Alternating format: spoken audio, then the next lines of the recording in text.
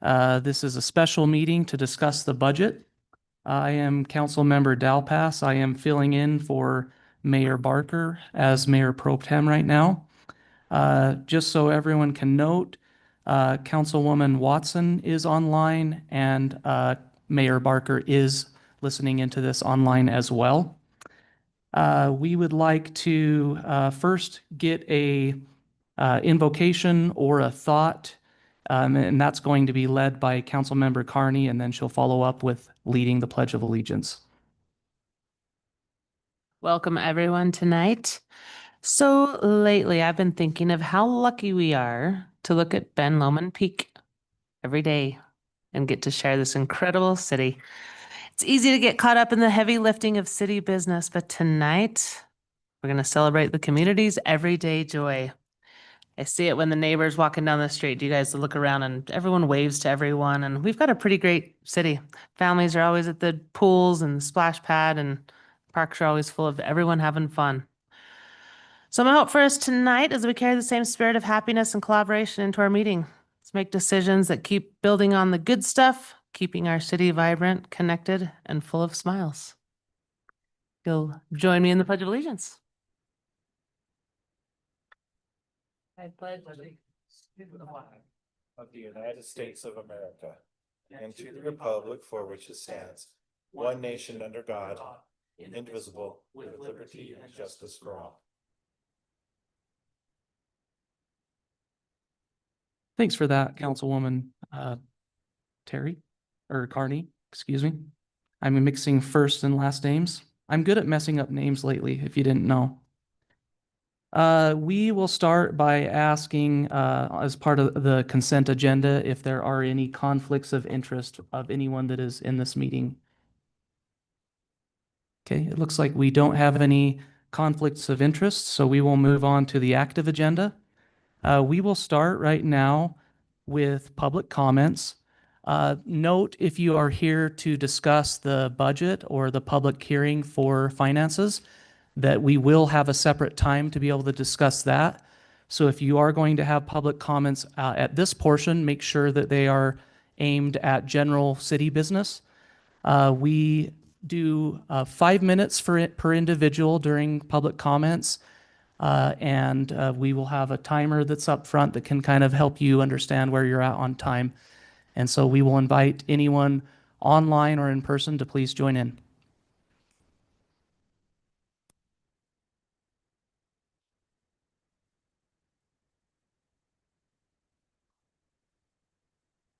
Oh, and please state your name and if you're a resident of North Ogden. Not a resident. Daniel Abraham Bartson. We live at 1100 North, so we come up here and get your water. On that note, I cleaned out that sidewalk area where that natural spring is that leaks into the crosswalk. I don't know if that could be something. But then I know you guys with your dog park, we go to that one. I was wanting to bring my shovel in there because right now the drainage part of it sits back. If someone just digs a trench over to the drainage area, it would drain better and not leave mud essentially in the area. But he had a great time this spring when it filled up into a giant pond and had all those ducks in there. But yeah, the city's been doing great. Although I noticed like some of the businesses over in the Lee's area, especially that diner over there, it seems to be a bit of a fire hazard with the trash and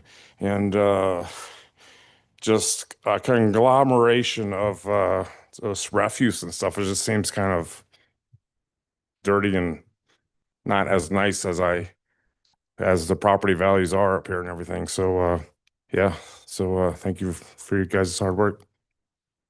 Thanks for your comments. Thanks.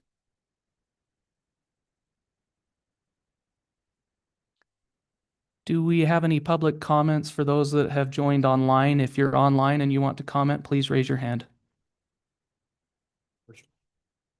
Virtual, if you will.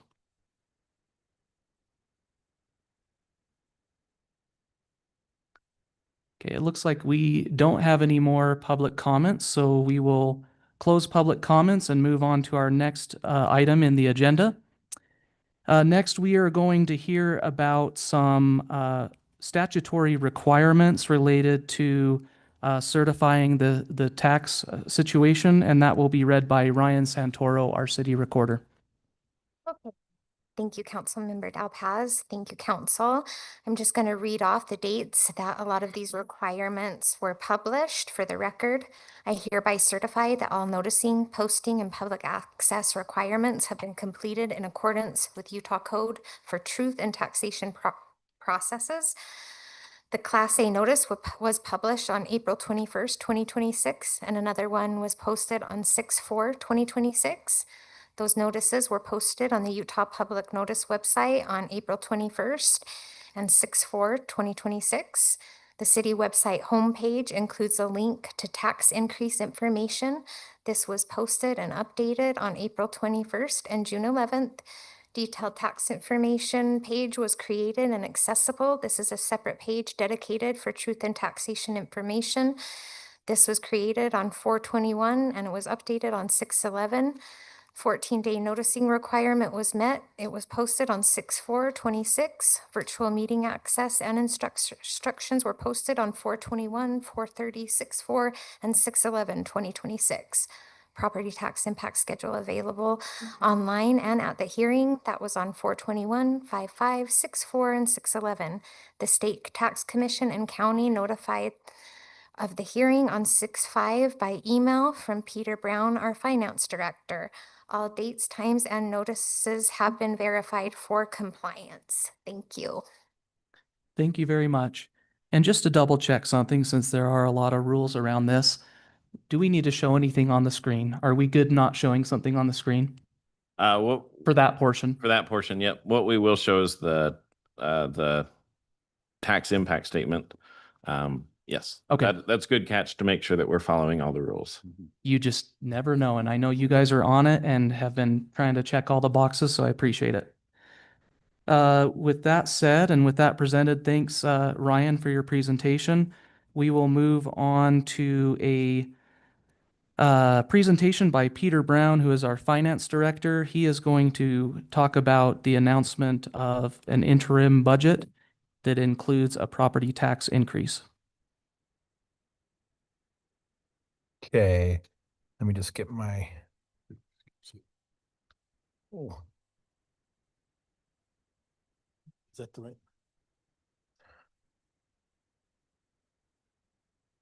Thank you. Acting as budget officer for the city of North Ogden. This is a public hearing notice for North Ogden City final budget for fiscal year 2026, 2027. Both for North Ogden Redevelopment Agency and the final budget for fiscal year 2026, 2027. So both for the city and for the RDA. Notice is hereby given that the North Ogden City Council will approve the final budget for fiscal year 2026, 2027.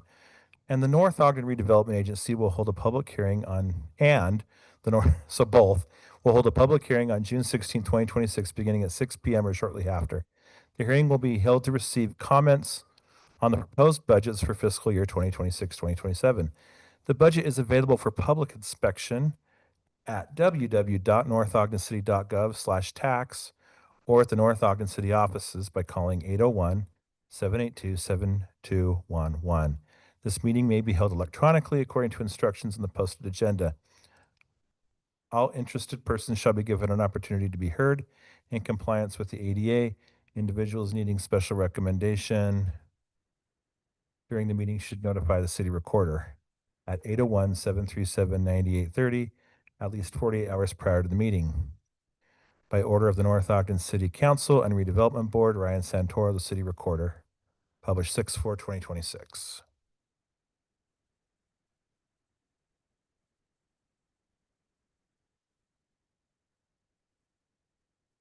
Okay.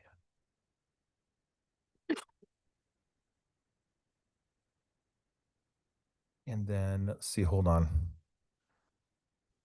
I'm missing the hold on, let me see if I got it here. It's not linking up. The announcement that we're going to propose a tax increase. Do we have that somewhere that I can read? I guess this link linked to something else. Still needed to be read, but okay. Oh, notice the proposed tax increase. There it is. Sorry. um, notice the proposed tax increase interim budget North Ogden City. The North Ogden City is proposing to increase its property tax revenue. The North Ogden City tax on $535,000, which is a 2025 average value, residents would increase from $383.70 to $402.83, which is $19.13 per year. The North Ogden City tax on a $535,000 business would increase from $697 dollars and 64 cents to $732.42, which is a $34.78 per year increase. If the proposed budget is improved, North Ogden City would receive an additional $149,854 in property tax revenue per year as a result of the tax increase, which in the budget's rounded up to $150,000. If the proposed budget is approved, North Ogden City would increase its property tax budgeted revenue by 5% above last year's property tax budgeted revenue, excluding eligible new growth. The North Ogden City invites all concerned citizens to a public hearing for the purpose of hearing comments regarding the proposed tax increase and to explain the reasons for the proposed tax increase. You have the option to attend or participate in the public hearing in person or virtually. The public hearing is held today, June 16th at 6 p.m. Location of North Ogden Public Safety Building, Council Court Chambers, 515 East, 2600 North, North Ogden, Utah 84414.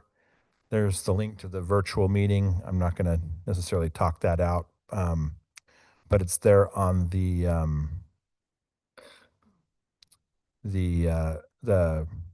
report. To obtain more information regarding, if you want written comments, you can write them to recorder@northogdencity.gov. To obtain more information regarding the tax increase, citizens may contact North Ogden City at 801-782-7211 or visit northogdencity.gov. Instructions for virtual participation in the public meeting are available at www.northogdencity.gov/taxes no later than 24 hours before the public hearing is scheduled to begin. Published 6/4/2026. Perfect. And just to double check something, since this is in my agenda, it says approximate dollar amount to be generated by the proposed increase. And then what is the total anticipated property tax revenue, in case that's necessary? The total anticipated, so adding it together, Yeah, so we know how much the increase is. That would bring in 150,000 extra, but what is the total property tax number? so it's a combination. Might be a little more, Or if it's not necessary to meet the requirements, I'm okay. I'm just trying to check a box in case it's oh, needed. that's okay. Overall, it would be $3.29 million in property taxes. There is a part of that is due to what they call natural growth that we have estimated at $95,900. And a portion of that is what we call delinquent tax collection of $39,900. So altogether, it's, and if you need an exact number, let me grab that real quick just so that we check all of our boxes.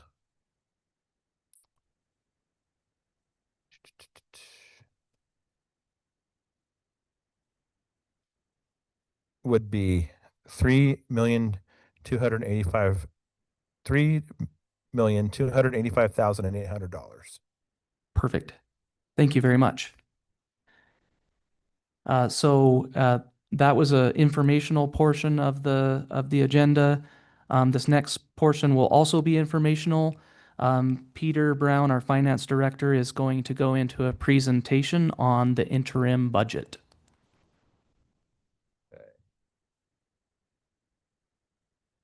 Sweet.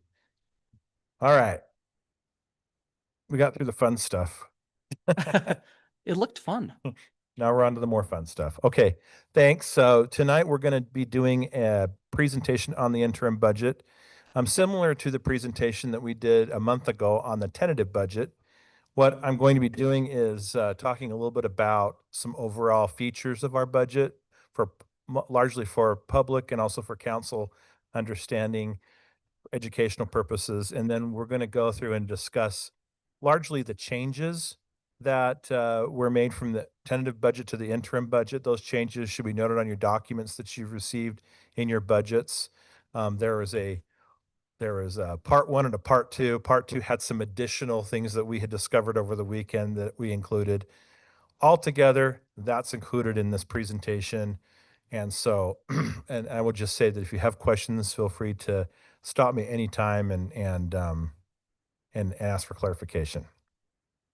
So, in our budget, there are two types of funds, and we'll get into the differences in specifics here, but we have governmental funds and then we have enterprise funds.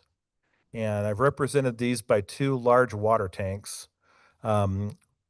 So in those water tanks, the general funds, those things are expensed on a cash basis. So like your personal finances for most people at home, when you look at your expenses, whatever you spend, whatever your cash flow is out the door, that's what's represented. We're required by law as a city operation to modify how we do our accounting so that all of our cash flows for expenses are represented in our governmental funds. And so you'll see in our general fund, what's missing on here is our capital fund, and then our special revenue funds are noted here by our blue water tank. Our enterprise funds, they're more like business, the way you would account for in a business. So it's if you file like a Schedule C on your taxes, you don't always have to submit all the expenses that go out the door, but it's your depreciation schedule. And you go through a bunch of different little clicks to determine how much you owe the IRS based upon what they call full accrual accounting, which is largely you're looking at all of your depreciation, all your capital assets, not your cash out the door. And so I just wanted to sort of give that side of it as we're going through. So when you see differences between how some budgets show cash as an expense and others show depreciation, this is why. Our governmental funds that we have in North Ogden City include a general fund. This is the largest fund that represents our city operations. Our capital fund, which are our large dollar capital projects. And then we have special revenue funds that we use to isolate and capture specific programs and funding sources. It just sort of helps us keep our borders around particular pieces of revenue that we have to keep track of. That's what that's for. In our special revenue funds, you'll see tonight that we will have several of them. We have our debt service, which is how we account for the bond that pays for this building, the police/court building, and the council building. We have a program for Cherry Days that we isolate as well, so we can help sort of watch for expenditures and revenues for this sort of 4th of July timeframe event. We have our aquatics fund, which are our revenues and expenditures that we isolate for our North Shore Aquatics Center. We have several transportation revenue funds that we'll discuss tonight, and these are intended to help pay for our road projects. We have impact fee funds. So when a developer comes and wants to build stuff in our city, we have options to charge them a fee, which is it's just a cost mechanism to say, hey, if you're going to build something in our city, then you have to be able to help contribute to the other pieces of it, not just, you can't just build a house, you have to help us hook into our infrastructure and build road, curb and gutter so that we can actually have our residents live here and it can be hooked into our city infrastructure. And then we have another fund that we've isolated that we're looking to hopefully finish off this next year, which is our 400 East Widening Fund. We set that up to sort of isolate some special revenues related to rentals up on 450 East. That as that project sort of winds down into the next budget season, this will be accounted for. So now let's move on to our enterprise funds. We've got two different kinds. One is our internal support funds, and the two that we have for internal support both relate to a motor pool. So we go out and purchase vehicles and purchase capital, large equipment that we also we pay for and service, and that cost gets split out and allocated to all of our different funds and departments so that it's just easier for us to account for things in a central way. So we have one for our regular motor pool and then one for our police department as well that we sort of keep track of. We have the ability to account all of the costs for these purchases, including depreciation. And then we have our utility funds, and these are our fee-based funds that pay for all of our services for our water, our sewer, our storm drains, and our garbage, solid waste. And so our expenses are shown on an accrual basis. We can expense capital projects through depreciation. Finally, we have our agency funds, and that will be when we open the RDA fund and the CDA fund. We'll talk about that. We have some expenditures and some revenues that relate to a secondary agency that has been set up under the city's leadership to manage those funds. It's separated from the city, but the city has a stewardship over it. So those are the funds that we have that we operate here in the city, and I'm hoping that as we go forward, you can kind of recognize how all this water sort of flows together. Then at the end of the day, it all comes back to us. We sort of manage it and represent it, but it all comes together at some point. So just some budget level awareness to help the public understand sort of how our budget flows. We had a tentative budget that we proposed last month that was sort of a first draft or working budget. And as these blue squares represent, all through the blue square process, we're dealing with moving numbers, we're dealing with working drafts, more refinements. When we posted this live 10 days ago, it was refined and updated from the tentative, and then we refined it again over when we posted it on Thursday, and there were more refinements even up through today. So what you're going to be hearing tonight and what you're going to be seeing in the budget documents that you have, budget interim 2 and this presentation, is the budget you will be voting upon tonight.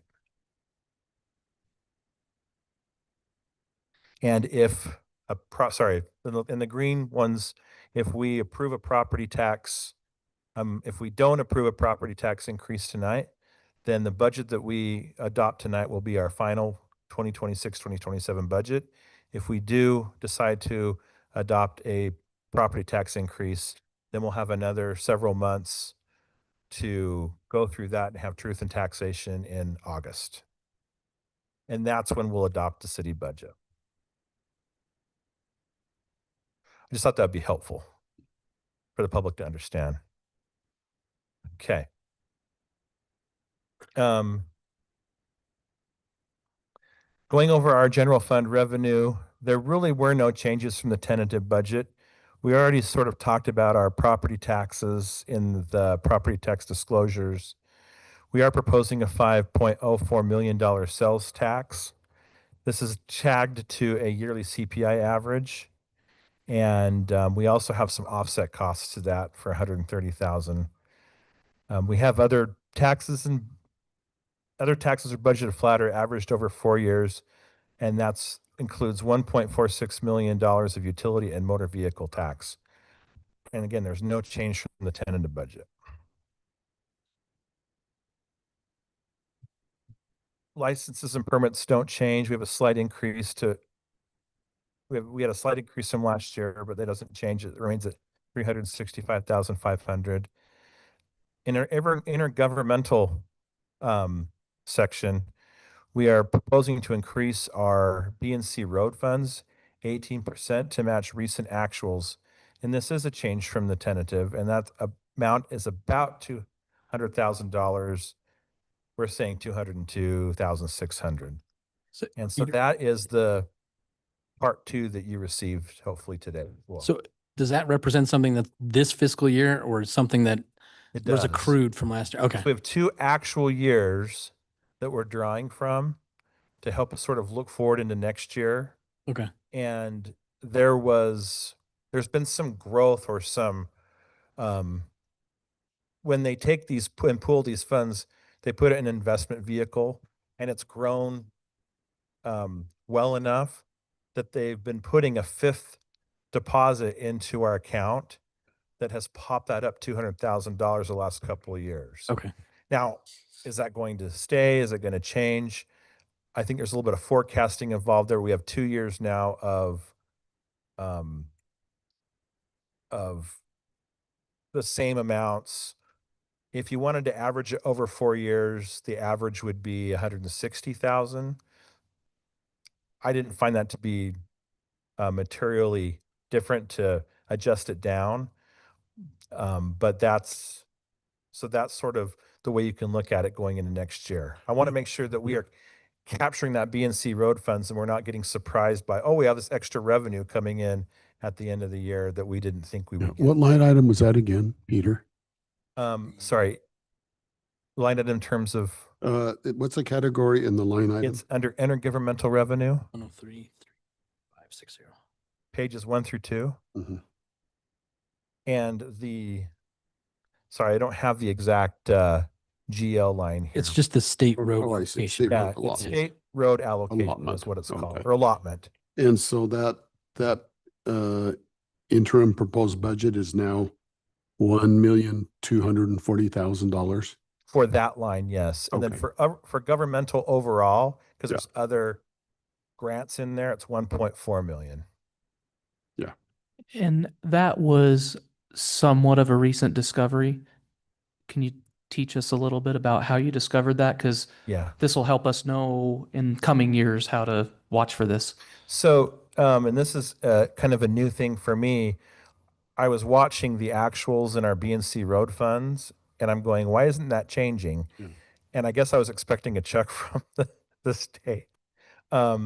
So I started doing some investigation, and what actually happens is the state deposits it directly to our PTIF fund. Yeah.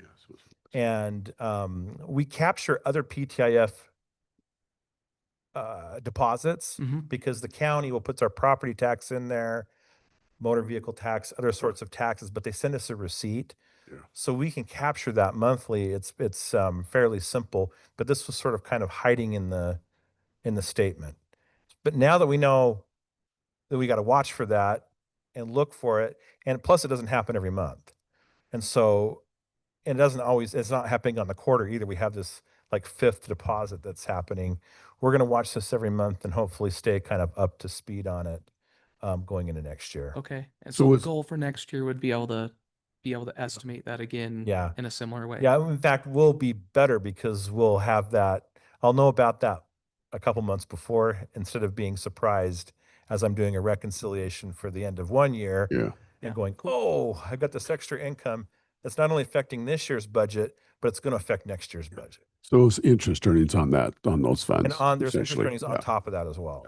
So, Yeah, and the forecasting that you were talking about is just the change in the PTIF percentage rates. That's something that you're Correct. talking about trying to forecast in the future. well, not just that, but the B&C road fund formula has some fluctuation Okay. in it as well. And so that's something that has a little bit of uncertainty to it, but it's been consistently going up over the last several years, and we've had 2 years of $1.2 million. Because, yeah, it's based on roads or the road amount of miles you have in your city. And then also there's what is it, construction CPI number or something. There's So- roads, there's population, and the third one is the way the pool, the way it is performed in the market, separate from the PTIF. So it's pooled differently. But then when it goes into the PTIF, then it's part of the PTIF. Mhm. Makes sense? It is interesting, those get invested separately from the PTIF. Ah, That's interesting, isn't it? Yeah, but it It will is. take $200,000. yeah. Yes. So that's sort of the big change here in revenue that kind of came up and caught us this last weekend. The other charges for services remains the same at $318,700. Fines and forfeitures stay at 197,600, and miscellaneous stays at 67,000. Investments, and this is another sort of change that we've taken a look at, and Steve's really helped us with this, is we have changed our investment sort of way we're structuring it is based upon quantitative allocations to the funds. So that is both our bond investment and the interest from our PTIF. So what we're doing is we're looking at it month by month, looking at our balances in the PTIF, and we're doing a proportional adjustment based upon those balances. And right now, I'm just taking, I'm just kind of doing a running balance. Mhm. Oh, as we go forward and keep A doing this, moving average. we'll start basically. doing Yeah, a moving average as we start Yeah. going forward. But at this point, we're just trying to get it so that we're proportionally adjusted. And what that did though was we had $150,000 because we put all of our interest from our $5 million bond into the general fund, Mm. and now we're spreading that out. So it took that down quite a bit, but we're also taking our PTIF interest and we're putting some of that back into the general fund. So overall, it comes down 71,000. So that is a change from the tentative budget, but it's more defensible for our auditors. If council wants us to allocate it differently, you have that option, but you have to do it through a resolution or an ordinance. Yeah. It can't just be admin going, well, I Yeah. think interest should be over here and interest. should-" Yeah. Yeah. When I looked at that, I think the way you're doing it is more defendable and it's fair. Even though it hit the general fund hard this year, the other funds had more interest earnings, which were appropriate given their balances. So we Yeah. just had that interesting $5 million that 5 years ago we locked in on the general fund, and that balance changes every Yeah. month and doesn't stay 5 Yeah. million. So, The gains, unrealized gains and losses are also sort of factored in here as well. We have the ability to liquidate it, so it's still considered a cash yeah. or cash equivalent. But those gains and losses fluctuate quite a bit, whereas the interest just ticks up. So it's all put in together, it's all combined, it's all allocated proportionally, according to the different cash, I should say, cash fund balance, cash in the funds, Yeah. not assets altogether, but just the cash balances. We're now proposing $119,000 in contributions. This is a reduction of 19% based on drops in grants. So we had kind of estimated high for tentative. We're bringing this back down to a more realistic estimation for 2027. And then sort of the big balancing one is this fund balance.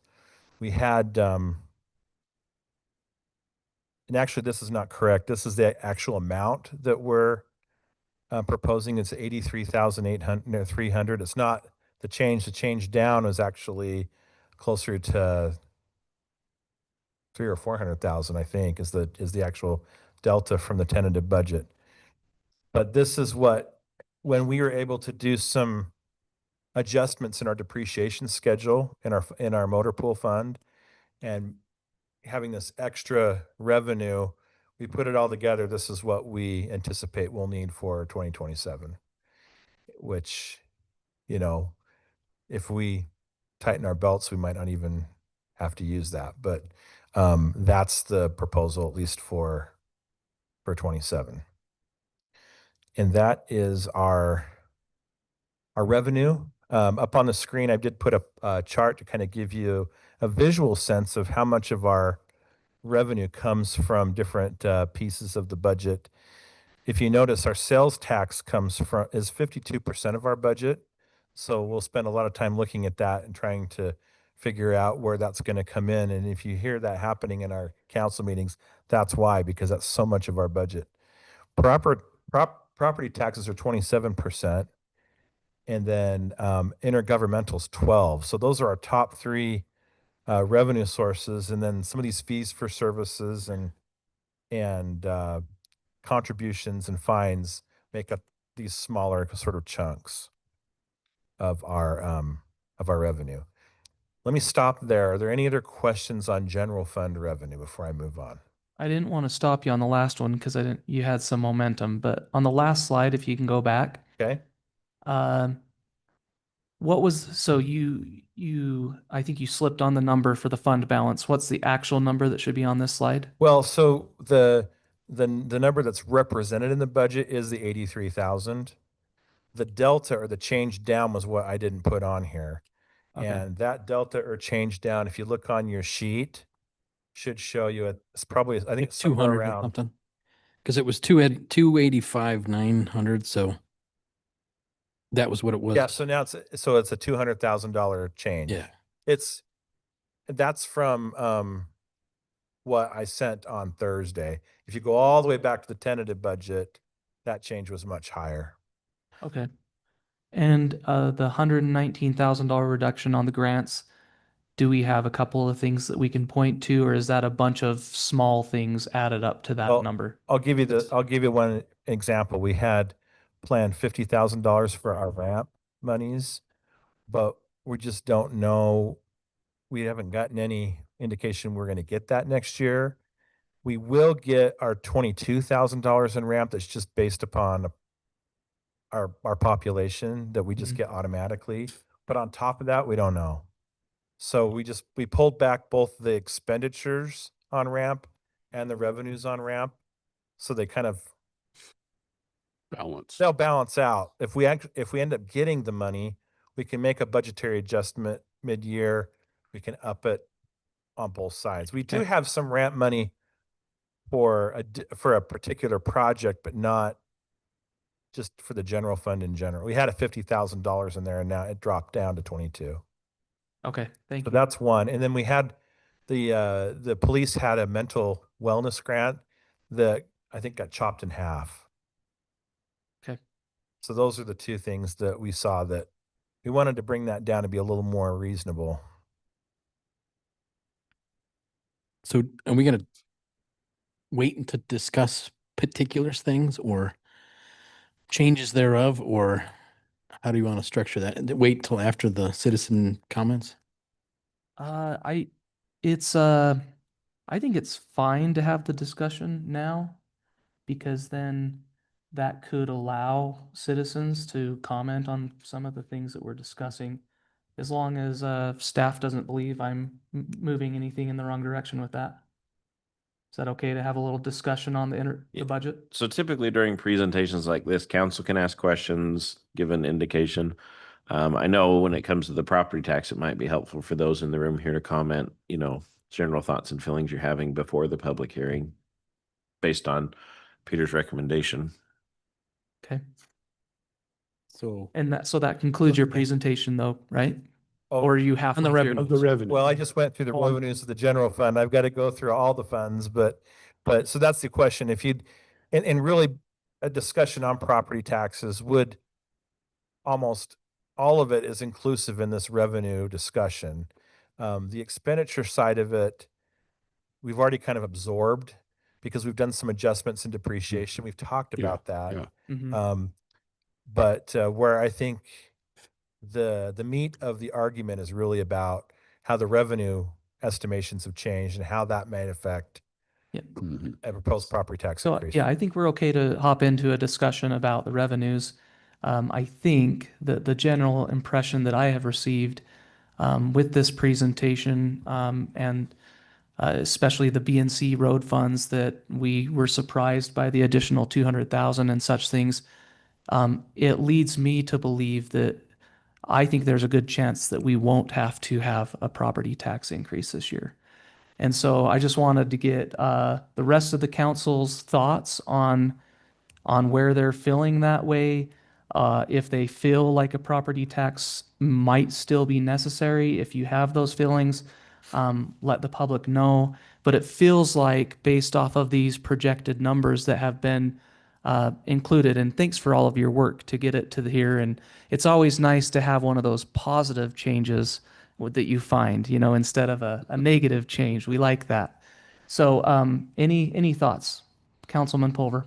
So I think the first salvo, and obviously I've kind of been discussing some of this, and it comes from the Citizen Budget Committee, and that a concept that I haven't really embraced until I noticed that we were kind of at the hinge point, and we had, enough money from last year to kind of maybe make this tip now, is to use the actuals from the previous audited year. So that would be the year end fiscal year 24 to 25, use those sales tax numbers as the budget number for the current year.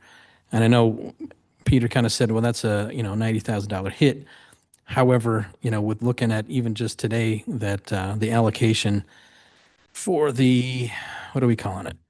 If I can read, the balance to be appropriated, adding to that. And then to me, at the same time, I think that's something that we can pull from that same amount of money that because the thing that troubles me is that same fiscal year that we did make a property tax increase, we had extra left over. And so to me, we need to zero out the property tax for this year as a result because of that year. Just a thought. I think that's appropriate in my mind. And then we can press forward with what we have in this new concept that I still trying to wrap my head around, but I think would be good, because that would, whatever we end up with goes directly into the, capital funds. But anyway. Good thoughts. So Councilman Baber. I'm supportive of the suggestion not to do a property tax, but I think we also have to recognize that the increase in expenses that we're looking for are ongoing expenses. It's a salaried position. So what we're doing is financing an ongoing expense with one-time monies. So at some point in time next year, we'll get to that when we get to that, we do the one-time money funding again, or we have to finance those long-term with property taxes likely. So we'll get to that point when we get to that point, but we are financing ongoing expenses with one-time money. So that would be my only concern, not doing a property tax. Okay. Councilwoman Carney? I'll just kind of echo what you two both said. If we don't need to do property tax increase, from what I've been studying pretty much all day today, watching all the changes, I hope we do not. Yeah, and I am very intrigued by what Councilman Pulver has said. I did note that from the Citizen Budget Committee that it was a suggestion that we do our sales taxes based off of those actual annual numbers.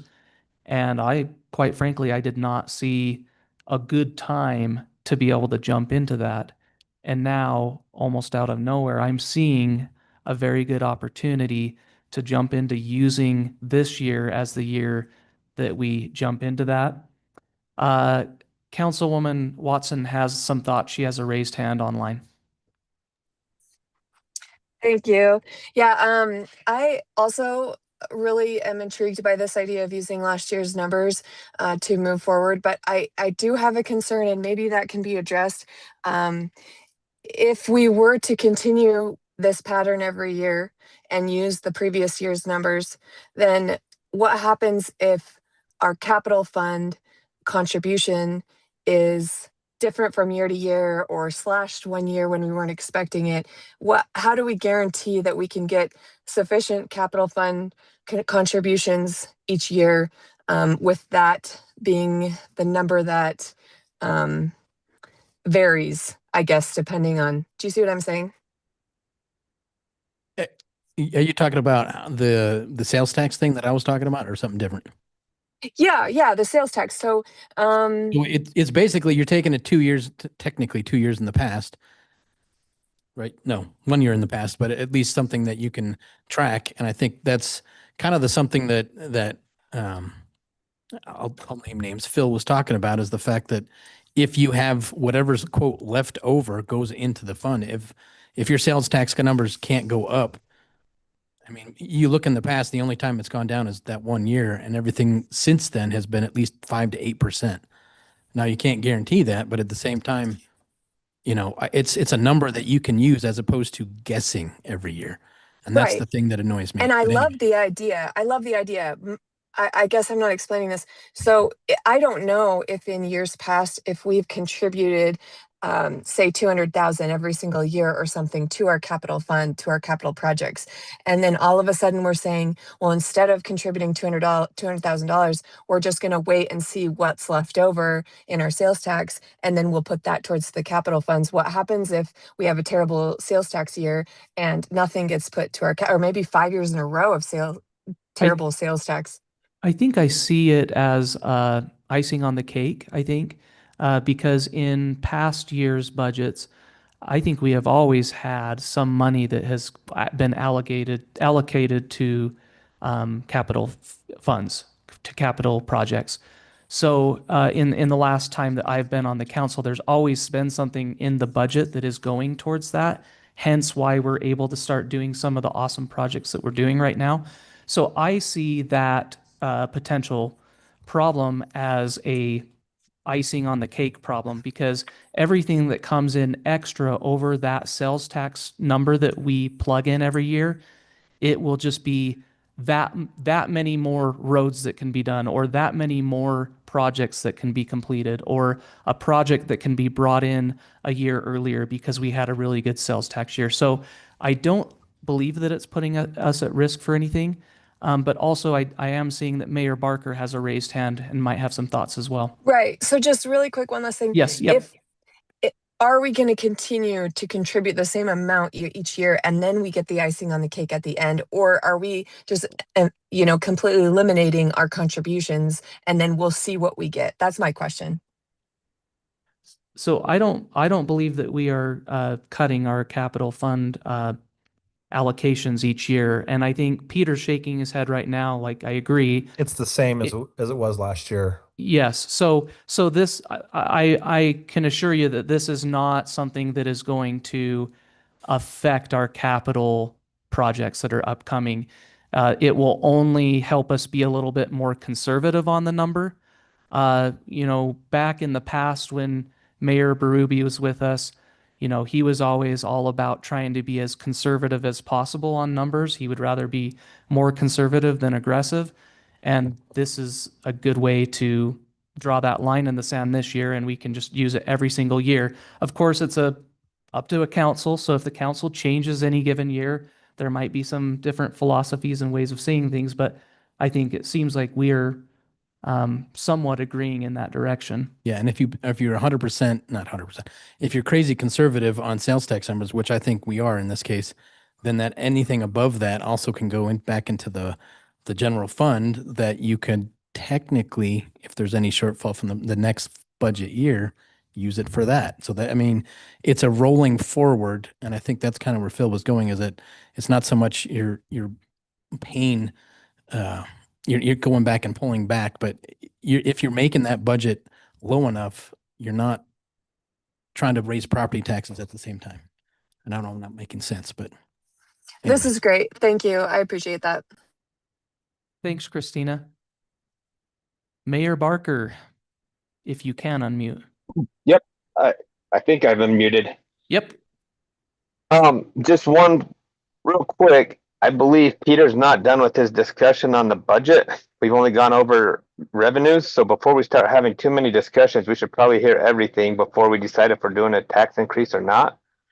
We haven't talked expenditures or the other funds, so maybe we need to finish the presentation before we have too much conversation. But also, about the sales tax numbers, my only concern would be we need to probably talk about it more, but it's up to the council whether you want to do it this year or not. But what are we going to actually allocate those funds for in the future, or what policy do you want if we're going to do that? Because we will have excess every year, and where we're trying to tighten our budget and actually have less excess, we should probably figure out what that excess is going to go towards. Yeah, those are good thoughts. And I appreciate you reeling me back in and suggesting that Peter continue his presentation, and I agree. No worries. Thanks. Doing great. Thank you. So Peter, I think you can move on and then we'll continue to discuss after. Sounds good. I did want to, as you guys have talked about this, they're all about trade-offs in terms of how you decide you want to allocate those dollars. If you do a one-time, you don't do a tax increase and you use fund balance, that just in the bottom line is it just decreases the pool of money you have for extra projects like capital.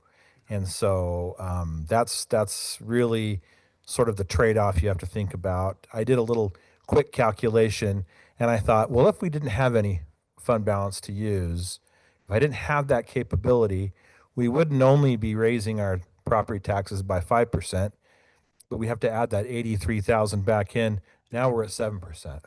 Yeah. And so you have to sort of think about that in terms of if you didn't have that available, Yeah. where would you really be? And be prepared that there might come a time in the future when you're going to have to raise them higher. Yeah, just to take off on what you're saying there is, again, I've shared this in council. My assessment of the financial statement position of the city is very positive, and we have these reserves. And if we got to a point where those reserves were not at a healthy level, then we might have to do a property tax. But for now, we should be in pretty good shape, especially with the conservative sales tax and with an emphasis in the future to get more businesses in the city. That should help us. Yeah. But yeah, I see what you're saying there too, Peter. Okay. All right, let's move on to our expenses in the general fund. So sort of some big ticket pieces here just to be aware of. Our salary and rate and wages, we quantitatively tied these to market studies, and we put some amounts in the budget, in the tentative budget. But I went through and did some refinements and some calculations. The council had, even though the market study sort of quantitatively would push a salary one way or the other, what I wanted to do is make sure that everybody either had that 3% increase that you had approved, but no more than the 8%. So going through that, it just adjusted some salary lines a little bit, and so you'll see that sort of peppered through the general fund, some changes and stuff on there.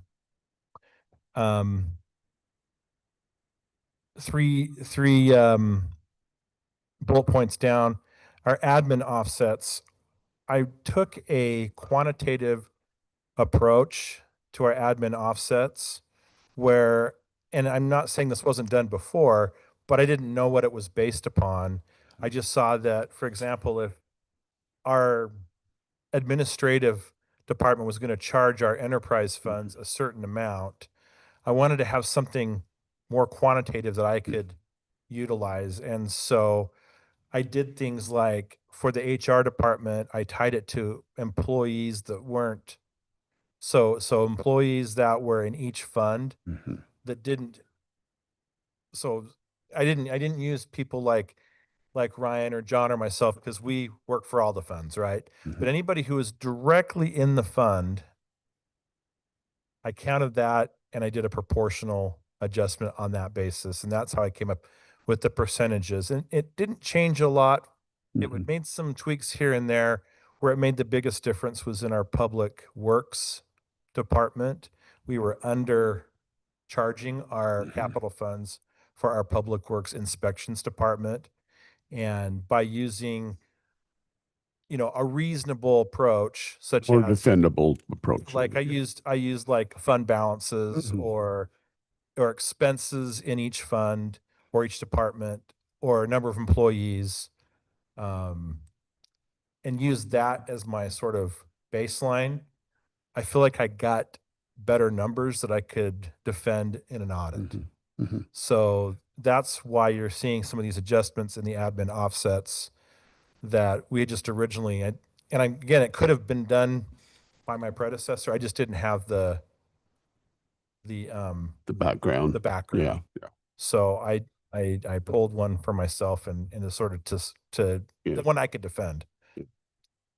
And with our motor pool leases going one down, we've had this discussion in the Citizen Budget Committee as well, but we had done some looks deep into our capital assets, our vehicles, our heavy machinery, and realized that in our motor pool fund, because those are essentially enterprise type funds, and we account for them with full accrual, that we needed to account for them in their depreciation schedule and not in their like cash out the door. Like I bought a lease for $100,000.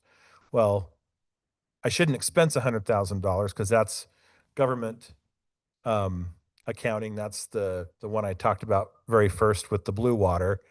Um, it's a combination of some adjustments to show a depreciation schedule. And so that's when that adjustment was made, and it was spread out through all of the funds as well. And And that was a positive adjustment to all the correct. departments. Yeah. That was a positive adjustment, helped us to save some money, because in some instances we were costing both the depreciation and the cash out the door for some capital leasing of some capital projects and some vehicles. So we made that adjustment. And then the last ones, after talking about millions of dollars, I made a $400 change to our Cherry Days transfer fund. And you'll see that on the budget. So, so that's kind of the large bucket overview for our expenditures. You'll see it sort of, again, pepper through the different departments, but from a 5,000-foot level, big picture, you'll see these adjustments and changes throughout the operating fund. So I'm going to mostly spend my time on the stuff in yellow because everything else wasn't a change. So recorder's office, recorder's office, and emergency management, those were all just salary refinements that we made.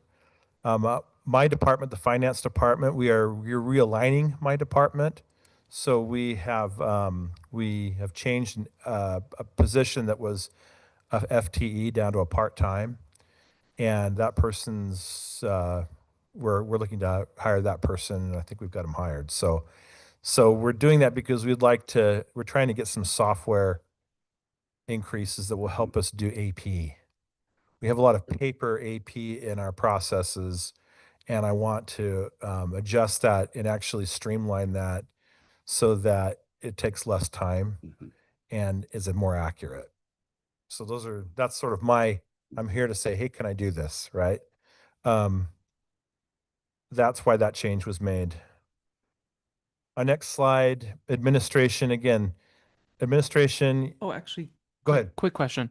On the last one, I know we talked about it in Citizen Budget Committee. Is there no way that we can spread the election cost year to year? Have we determined there's absolutely no way? Because, so for example, every other year we hold an election and we spike in costs because we have to do an election. And that can vary, of course, if you have a primary or not. But what was discussed in the Citizen Budget Committee is, can we spread that cost every single year so it's consistent? If there's a way to do it, I would love to, but I just can't remember if that was a hard no for some reason. You can't allocate costs in a year that are not expended, but you could, for example, say, elections are 60 grand. So this year we're going to take 30 grand and save it into fund balance, knowing we're going to spend it next year with the other 30 for 60.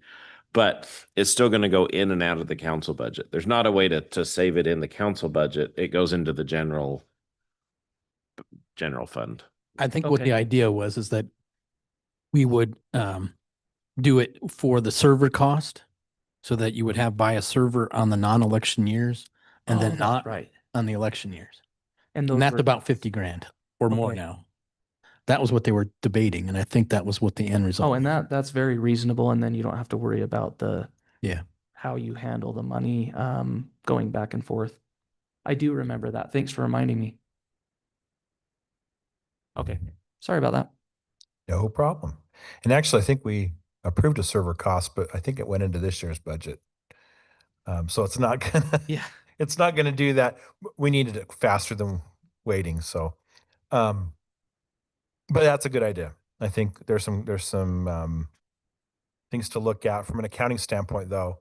I would just say if you are expensing it in that year, you have to, they're very clear, you gotta have a period expenditure in that year. You can spread your cash out all you want. If you want to use a cash flow model and prepay it, that's fine. You can do that. But if you want to expense it, it has to be in the period that you expense it in. Okay, administration. Again, there was just a tweak to that one from the salary refinement look that I did. Our human resources, this was one of the bigger ones when we reallocated according to employees. It changed our admin offset refinement down almost 50%. So it was like at 140, the budget was, and now it's, or it was, yes, it was 140 in expenses, and now it's at 71 for the expenses for the human resources. And it was based upon how it was allocated. Our non-departmental is 7% down from tentative. There's a couple of things that go into that. We have put our Placer AI back in the budget, but we put it here and not in the planning department. And I wanted to mention Placer AI because that's going to come on the council agenda next week. And so I wanted you to just remember that that's something that we're proposing to put in the budget. Our insurance costs went up 9%, but then our admin offset, should say it didn't increase, it decreased by $100,000. So that's why it's down. Or getting my negatives and positive mixed up. It's a credit. That credit comes back in at $100,000. Our building and grounds was just a small change of 500. Our planning was a small change for just for salaries at $1,000. And then our building inspection just had a little tweak again from the salary, and then motor pool. Not a whole lot of difference there. Over to our police fund expenditures. We brought our police expenditure budget down 1.7%. It's now at 5.09 million. And the two things that went into that was going and doing some salary refinements and making sure that no employee got over 8%. That allowed us to pull down a little bit. In fact, that was one of the questions in our citizens budget committee. They said, your salaries look a little high on the police side. And we went and did and looked at that and realized there's a few employees that the market study said, hey, they should be paid this amount. But, we had decided we weren't going to do more than a certain percent. So we pulled that down. And then with the motor pool lease restructure, that pulled the expenditures for them down $70,000. And then for our community service, public safety, the total amount's 294,300. There's no change here, but I just wanted to point out and just remind everybody, this is the budget where we have the one new position tied to the property tax rate increase that we've already kind of talked about. And there was no change in the budget, but just to help remind us, this is what's at stake. This is the position that we were discussing in terms of what to use the property tax increase for. And then to finalize our expenditures for our general fund, our streets change from tentative is down 10% at 1.46 million, and that's due to our motor pool lease reduction. The largest part of our depreciation costs really hit our streets because a lot of our heavy equipment goes there.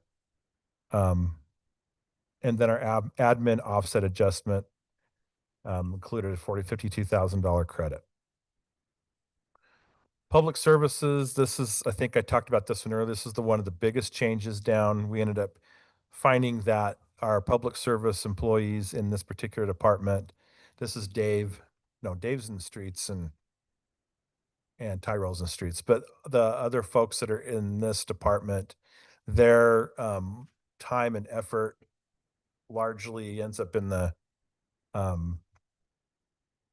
enterprise funds, and so that was restructured, and then the motor pool lease change was 11,400. No change in community events. Parks went up 1.5%. And that was due to mostly because we had to put that ramp project. It was on the revenue side, but it wasn't in the expenditure side. So we want to make sure it matched. You'll see $22,000 in revenue for ramp, $22,000 for expenditures. That caused it to go up a little bit. Motor pool caused it to go up a little bit, and then our salary refinement was, just $100. Our amphitheater didn't change. It's still 21,700, and our recreation stays at 180,800. So at community events, do we have to hold hands like in that picture? Is that necessary? Where are they? Are they holding? They are holding. Yeah, but there's 2 men and 2 women, so it's equal. Okay. All right. All right. So general fund expenditures as a percentage, I felt this would really help us kind of see where our money goes in terms of what we expense in the general fund. Public safety by and far is 46%.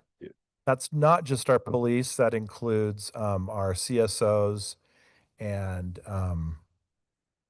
one other. Courts. Judicial. Sorry, courts goes in there too. And then beyond that, our administrative and our support costs are 15%. Recreation events are at 3%. Our general fund transfers out 10% of our fund to other funds, largely the capital fund, to help pay for projects over there. And then as you can see, sort of planning's at 2%, inspections are at 3%. Streets are a larger portion to it, 12%. And then our recreation events are at 3%. And to sort of just round it out, this is our projection for income and expenses, and we're projecting 12,303,800 in income and 12,303,700 in expenses for net income of $100. Any questions on expenditures in the general fund?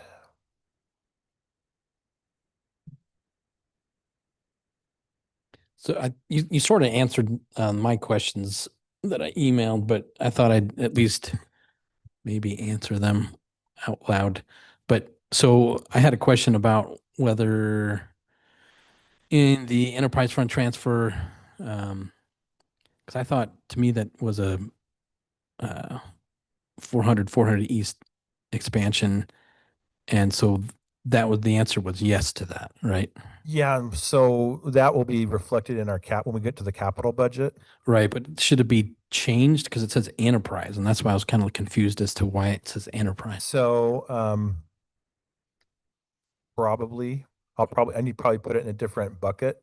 Yeah, it just confused me because I've heard before, I think it was it Ogden that they got in trouble because they'd started changing, or they were pulling something from enterprise fund and sticking it in general fund. And I was like, oh, I didn't know if that, it just flagged it for me. And I didn't know if Okay.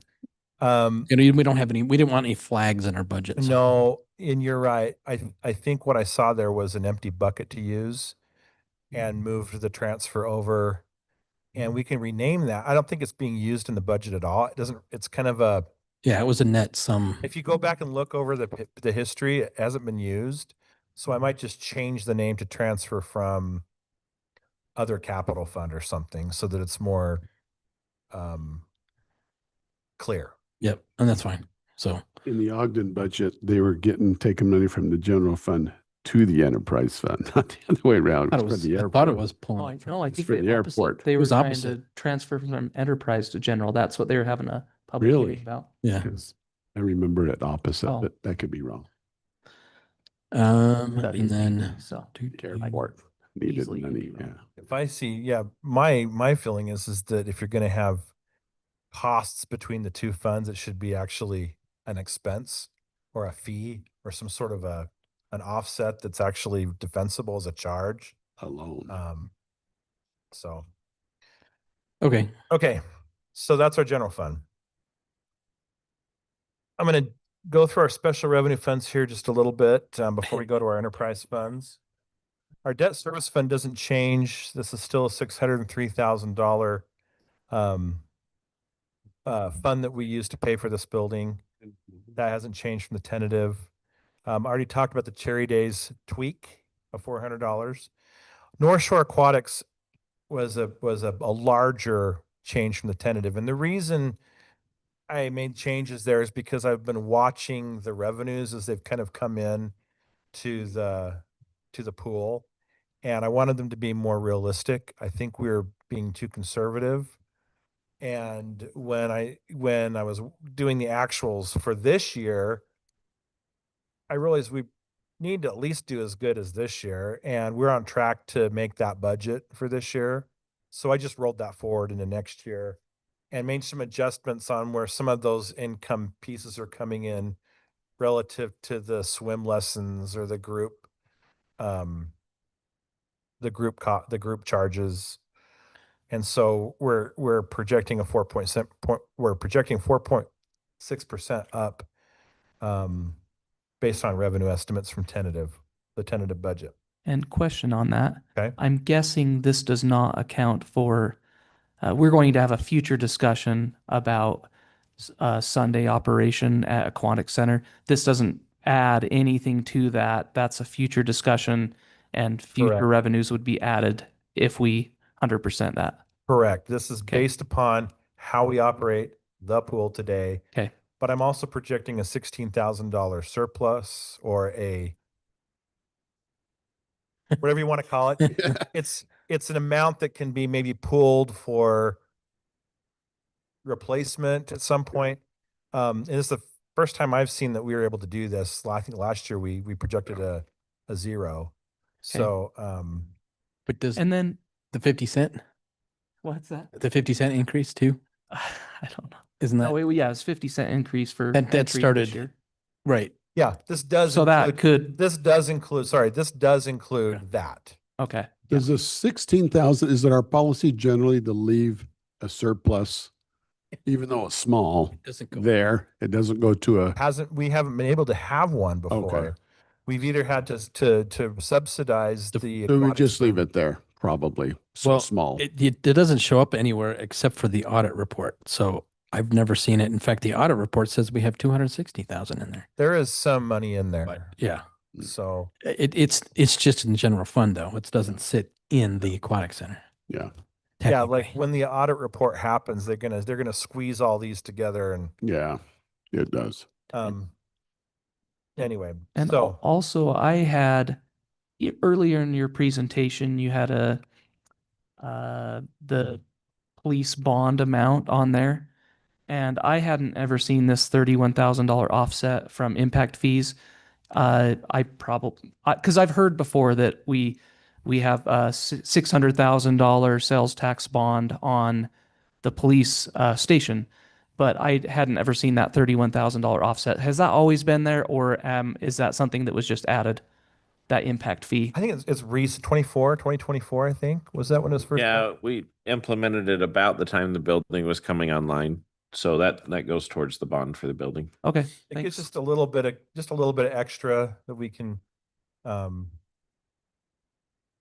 essentially charge developers to help us maintain our Yep. public safety. Well, it's to help pay for the extra space in this building we built for future officers to fill as new homes come online. That's even better. That's a bit better explanation. Yes, thank you. Good, better, best. All right. Transportation taxes and fees. And so I think this one's important to maybe slow down a little bit for myself on. Our transportation utility fee, I changed it, the tentative, it's slightly up. I just was looking at the projection and so I just tweaked it up to 1.43 million. And oh, sorry. I know why I did it. It's because we had to put interest into it. We didn't have interest before. And so I put that in there so we could calculate those interest earnings. But they get moved over to, we'll move those over to the capital fund for projects. But they're only related to roads or road-based type projects. Transportation impact fees, using John's explanation, this is the growth portion of when we do roads projects. Our engineers figure out how much of our roads projects is related to growth. We can use that much of their impact fees towards roads to help develop new roads. We put some interest earnings in there as well.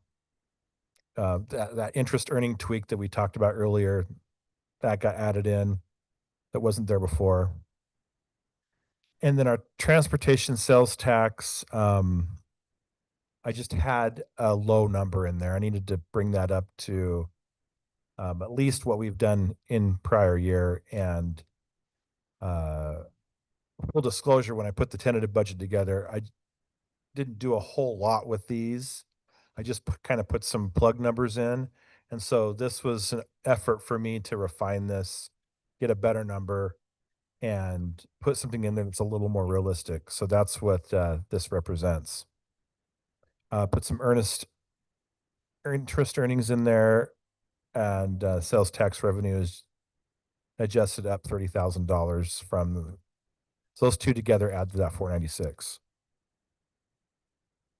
Questions on transportation fees, transportation utility fees, or sales tax fees? I do want to say, John, I believe our sales tax money from the transportation, that's unrestricted, right?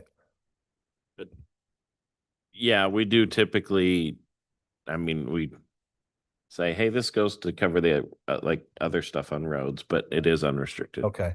It's only the B and C that's restricted. Even though it's unrestricted, we do sort of allocate it for roads purposes. One thing I think would be useful to point out is I did a little bit of an analysis on what we get in B and C road funds in the general fund versus what we pay out in streets and roads transfers. And we do subsidize just if you have this question, does our B and C road funds pay for all of our roads and capital? It does not. We subsidize it right now to about $600,000. So to take some of these funds and use it for roads helps to offset that. Mhm. And that's just from the general fund.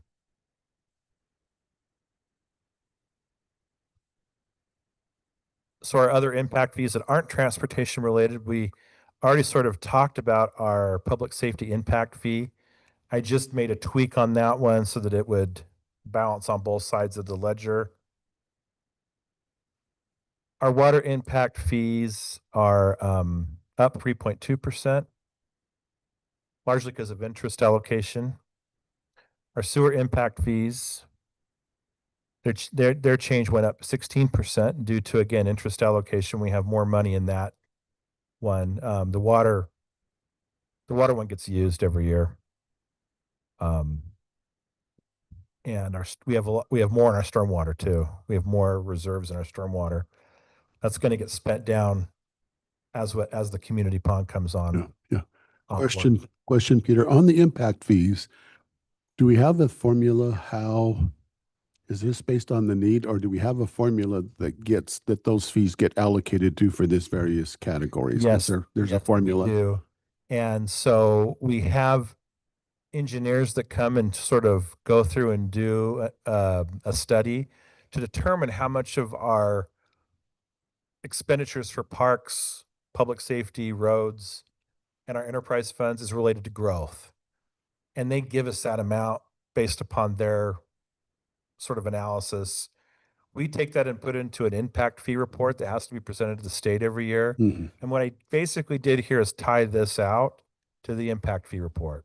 Okay. So if the impact fee report says we're anticipating spending $200,000, that's what I put in here for the budget. Yeah, yeah.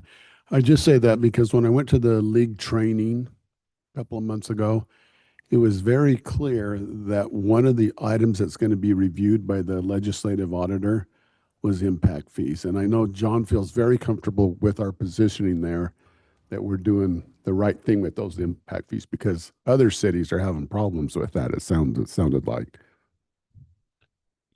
Yes, I mean, and it's one of the things that home builders care about, because it's a political conversation, not a market conversation. So if they can convince the state to restrict the ability on impact fees, then it reduces home prices. Well, I'm going to say it reduces home costs. Prices might not change because they're going to sell what they can sell it for. So I'd hope the state legislature would say, oh, if you're going to scrape $30,000 off, then that means every home you sell needs to be $30,000 cheaper, but they'll sell them for what they can sell them for. Thanks. Yeah, and we have to submit this every year as well at the end of the year.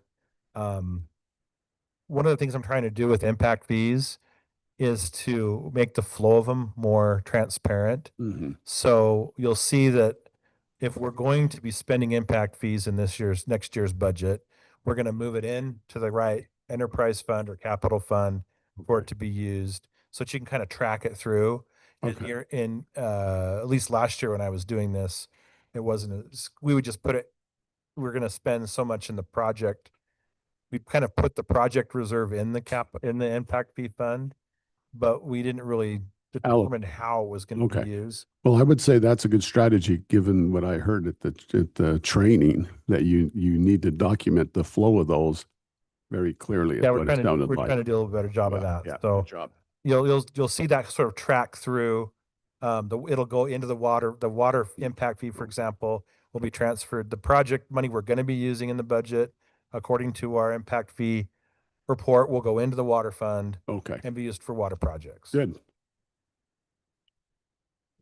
Our capital budget. This is one that we have a change from our tentative down 1.66 million. And sort of one of the questions that Chris asked, and I will answer, is that one of the things that we did is when we did the tentative budget, we just sort of put both years' projects in the budget. The challenge with that is when you do that, and you can do that so that you have enough budget authority to pay for your projects. We spend a lot of our projects this time of year. We're rolling over from year to year, from fiscal year 26 to fiscal year 27. You only have to get budget authority on it once. And so what we decided to do, it helps make it easier for me to track, to make sure we're not double dipping, Mhm. is we're only going to include the new projects for 2027 in the budget. And anything from 2026, you'll see in here as a use of fund balance. And what that allows me to do is when say if a project has got $1 million of allocated, Yeah. and we're spending, June 30th happens, we spent $500,000 of it. I can then take that,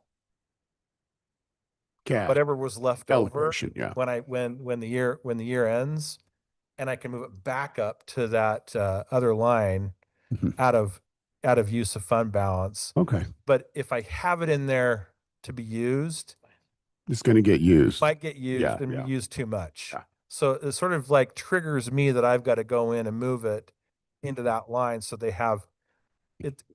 How many projects? Has to do with our software, so Yeah. that they can't allocate it or do a PO on it unless it's moved up. How many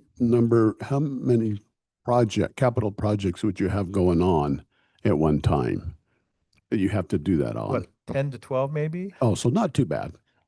What do you think? It depends on what If you're talking true capital Well, across, I see him doing a very detailed accounting entry. Is that for 12 projects or for 100 so projects? in the general fund, 10 to 12 is probably good. If you include utilities, it gets up there. Okay. Yeah, I'm just talking about this capital Yeah. fund, which is a governmental general type fund. So that's why you'll see that sort of, why are the projects gone? Mm-hmm. It's because we have them in the 26 budget. We don't want to put the new ones in the 27. I did want to point out, I was doing my review today, the PTIF interest for the capital funds in the wrong GL line. It's in sale of assets. So I'm going to fix that, but I want to just be aware that it's there in case you got a question on it. Say that again. It got put in the wrong GL line. Okay. I'll move it into the right one. Just if you see it there and you're like, why is that there? That's why. So probably didn't even need to I point see. it out if you didn't notice it, but I noticed it and wanted to be transparent about it. And so just kind of running through our revenues, we have about $1.7 million in grants. We have, just to point out, we had 3.3 in the WFRC, but again, that's in our 26 year. We'll roll that forward. We've already started spending money on it, so we'll roll it forward as that moves into the next year. Our impact fees, we've talked about that, $1.4 million from the transportation utility fee. And then we get to use park impact fees for $300,000.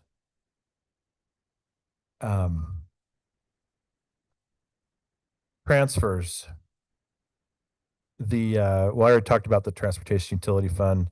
So that's kind of a duplication. But the next one down, our 400 East widening project will be winding down this next year. And we have a balance in there. And that balance was grants that came in from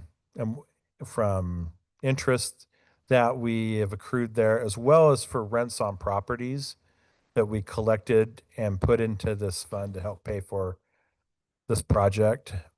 As we bought the properties and acquired them, we rented them back to people until we had to have them vacate for them to widen the project. I believe everybody's out now, and with maybe one exception. Mm-hmm. No, I think they're all out. I'll be corrected if I'm not right, but Well, the houses are gone, so hopefully they're out. Yeah. well, there's a guy living in, I think, in one of them, but I think that house is not being torn down. I It's don't just think, gonna I think stay. he moved out of that one too. Anyway, So the bottom line is that's all going to get absorbed next year because the project will be done. We'll take whatever's left over and use that for the finishing of the project. hey, John, I knew you said at some point, I remember that some stuff has to go back to the county. So when the property is sold, the money from the property goes towards the project first. So let's say the county gave us $3 million for the project and we put in $1 million, and I'm using rough numbers, and we sold the property for $2 million, then in theory, the city would get back $1 million and the county would get back $1 million. But if the city just keeps it, Uses it for expenses. I mean, if we, I guess in the future, we would sell it possibly to somebody, right? But it would just be, okay. I think, Yeah, I the think I see where agreement you're going. is that any Okay. proceeds go back towards the project. So if that one house, for some unknown reason, we can't put a road around it and it doesn't make sense, then anyway. Yeah, I would say that if we were going to maintain ownership long term, we would have some sort of conversation about making sure that the city was paying compensation to Okay. ourselves and the county for it. All right. Thank you. I see. One more down here. We moved the community pond from the capital project over to the stormwater fund. And that made sense to us because it is a retention pond primarily. It has a secondary sort of recreational purpose, but its primary purpose is retention. And so we wanted that in the enterprise fund because if it's in the enterprise fund, then we can cost full depreciation on it and sort of make sure that our fees are capturing whatever we've got to do, however long a retention pond lasts, that we can build a new one in 30, 40 years. I don't know what the depreciation schedule is on those, but versus putting it in the capital fund where, it becomes something of a governmental asset in that respect that we wouldn't be able to charge depreciation on. Mhm. So that's why we moved it over to the stormwater fund to be expensed over there. And then our fund transfers from general fund, that stayed the same.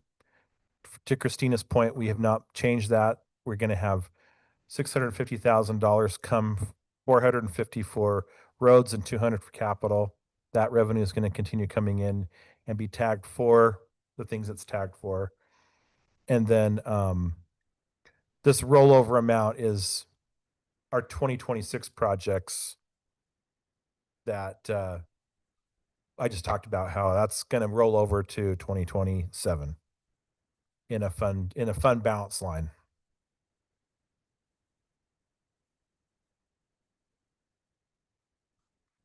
On the expenditure side, it'd be easiest to talk about this in terms of projects. We already sort of talked about this in the tentative budget hearing. So we'll just talk about the additions here in the yellow. And so the new projects that we're proposing in 2027 are for the parks, it's $500,000 for the recreational part of the community pond and the $180,000 for a parks parking lot. In our city building improvements, we're looking at $270,000 for a public works parking lot. For roads and sidewalks, we are proposing $15,000 for, and I might be in the wrong bucket here. It might be somewhere else. Lighting, is that right? Or is it in development? I'm not quite sure when that should be. There is some lighting upgrades Is that? in the streets. And then $1.4 million from the TUF that we discussed, and then $26,000 crosswalk project that we're trying to upgrade on 1700 East or 1700 North. Or if I recall, I can't remember the exact place. And then in development, this is again part of our widening project, $1.3 million for the 400 and 450 East Phase 2 to add to what's already been approved for the 400, 450 East widening project. So just one point of note, I think we talk about that's a particular sidewalk project, but there is sidewalk rehabilitation and creation in a separate line item Correct. in the streets. Correct. That comes out of the streets fund. I think it's 100,000, Right. somewhere around there. So this is something extra. Correct. This is a particular project Right. to create a crosswalk. That's over Washington, right? Or, I think he said is 1700 north. oh, that's right, right. Yes, yes. Yeah. I think it's 1,700. I think 17 or 19? 19? 2650? Yeah, okay. Thought it was up there. You got to look. Yeah. You gotta, What? Dave knows those particulars more than I do. Yeah, that's what I thought it was. Okay. And you had asked, I think, Chris, to have us go through and do what revenues charging for what expense. I started putting that together and realized it would be more useful for me to do it next week when we do the 2026 projects, and we'll add the 2027 so you can sort of see the flow better. So we'll do that next week when we finalize our 2026 budget. We'll have that in there. Okay, we're getting close to the end here. We do have a lot of changes in our enterprise funds, but really the bottom line is that a lot of it is related to the interest allocation, the motor pool lease sort of adjustment. In the water fund, we found a $90,000, I'll call it an error, but really we had double dipped or added extra expenses for power that relates to our water pumps. And so we pulled that out. And I think Mike maybe is the one that found that for us. So Kudos to Mike. And then our admin fees all changed as well. So where you saw the credit go up in the general fund, this is the debit out. This is the expense out on the enterprise fund side.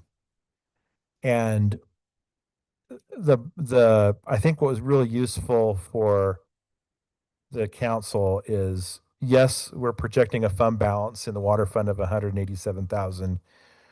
But right now our cash position in the water fund is 1.9 million. So you can sort of see what we're sitting on as far as reserves. Depreciation is not a cash expense, but you put it in there so that you can sort of, Yeah. you want to have that surplus coming Yeah. in so that you can pay for those future projects Yep. down the road. Yeah, have to finance Um, depreciation. And some years we'll have more and some years we'll have less depending what projects we have. Our sewer fund, other than the interest and the motor pool lease, we did have an error in our capital balance sheet amount. It was, it's an offset cost, but it was put in as a debit, not a credit. So it totally skewed the numbers. $1 million? Yeah. To one direction in the tentative budget. So I fixed that so that it was more reasonable. I'm glad you found that. Did Yeah. you? Well, it was a software problem with our software. Oh, When we put this, when the capital offset was in there, you have to declare, you'll understand this. yeah. You have to tell it whether the account has a normal balance, that's a credit or a debit. Oh, okay. And it was flipped. Okay. So it was kind of a software glitch Okay. that we fixed, and we're able to change that there. In our stormwater, again, interest, there's some interest, motor pool, and our have changed, but also this is where you'll see the community pond cost. We're putting it there in the stormwater fund. And then also that transfer to capital, so it'll be an offset. We added those in there as well, so that when we build that community pond, we can move it to capital when it's completed. And then finally, the solid waste fund, we put a little interest in there, adjusted the motor pool lease. We had a duplicate in professional services that we removed. We upped our transfer fee cost, 35,000. And then probably the big one is we reduced our administrative fee in the solid waste fund. And that kind of makes sense if you think about it, because we're not doing as many capital projects in the solid waste fund as you would be doing in like storm, sewer, and water. We really only have equipment in that fund. Does this one have a positive cash balance? 2.2 million Wow. is what I pulled from the GL today. It's what do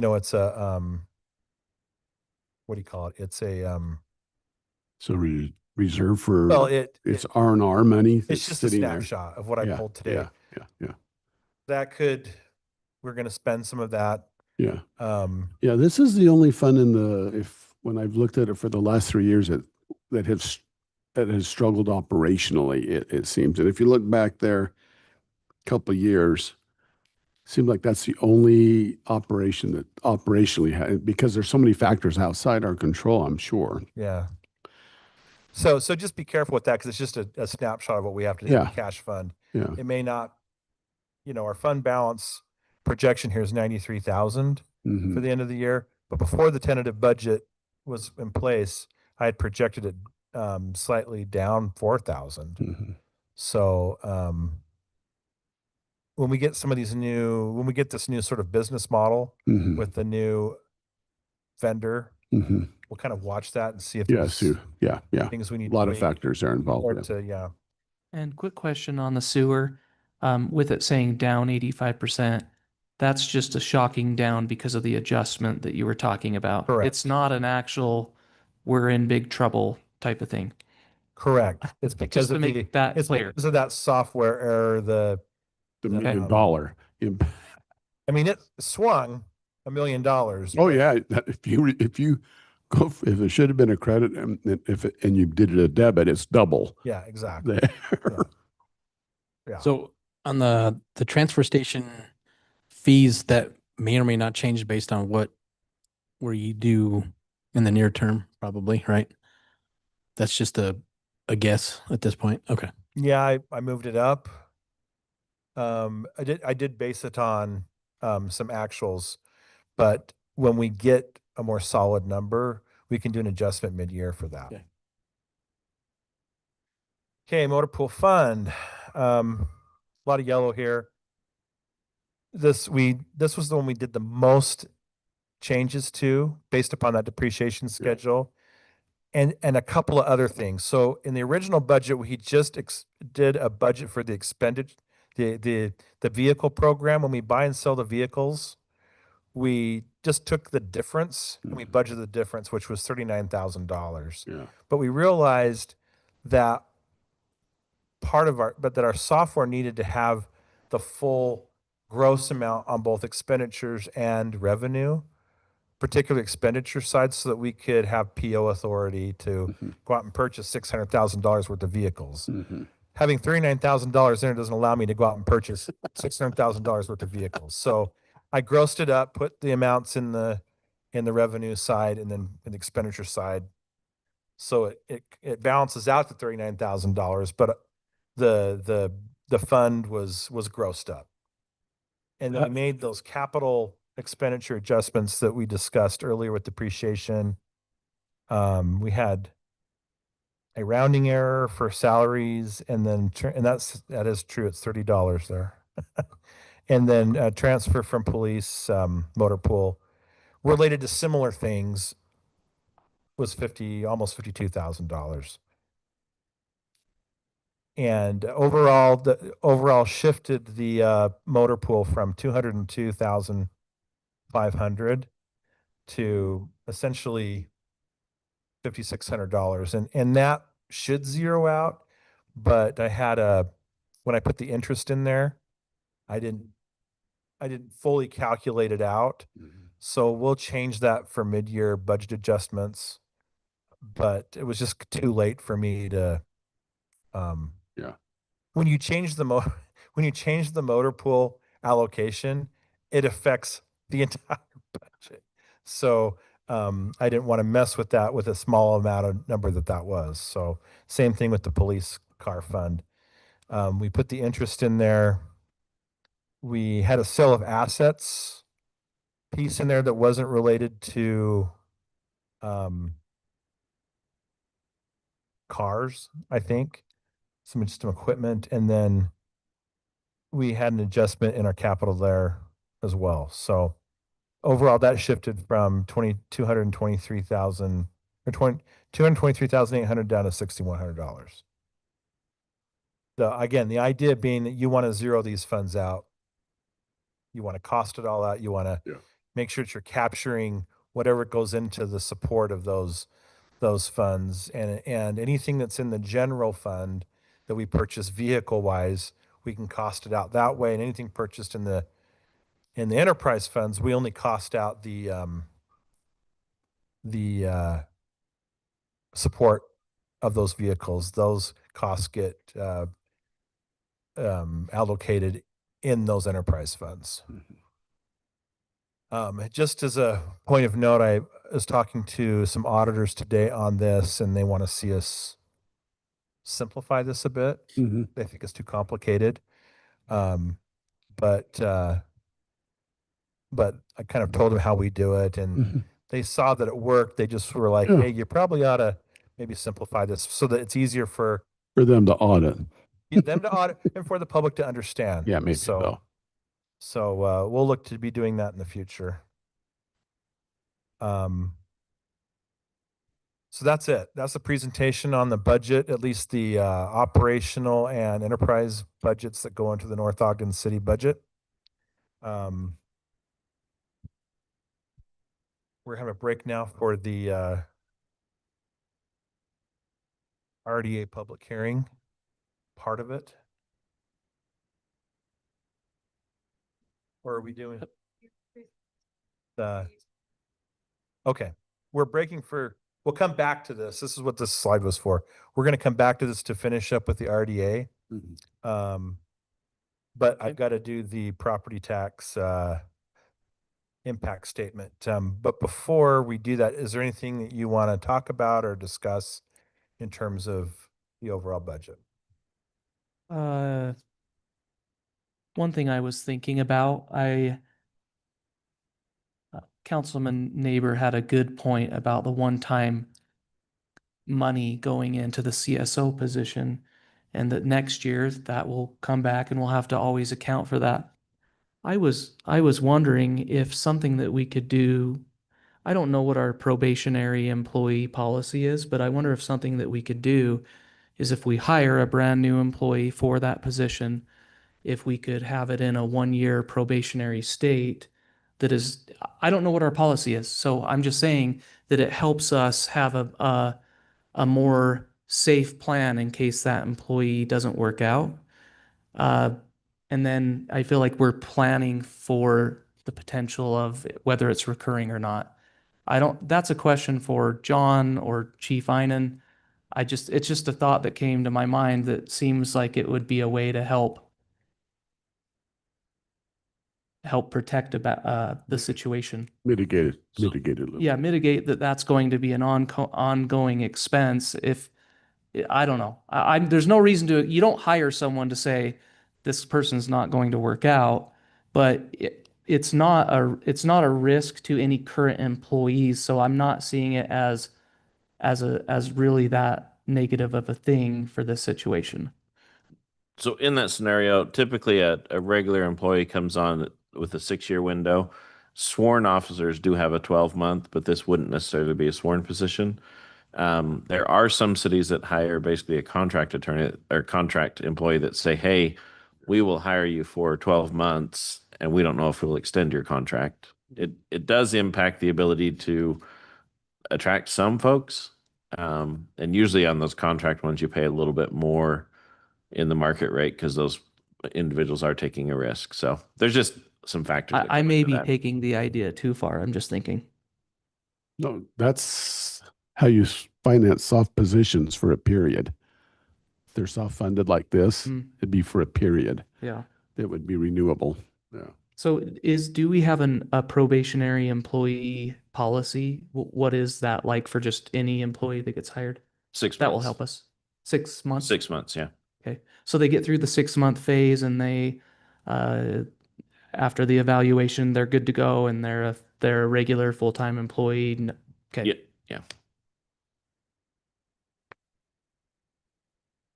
There was a lot to digest there. So a very good presentation, Peter. I don't know. I think a lot of the things we stopped and asked questions as we did have them, but I do want to open up the conversation if there's anything on the revenue side from anyone.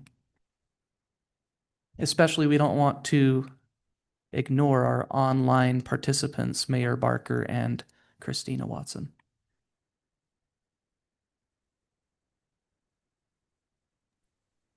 Thanks for that great presentation. It was very thorough.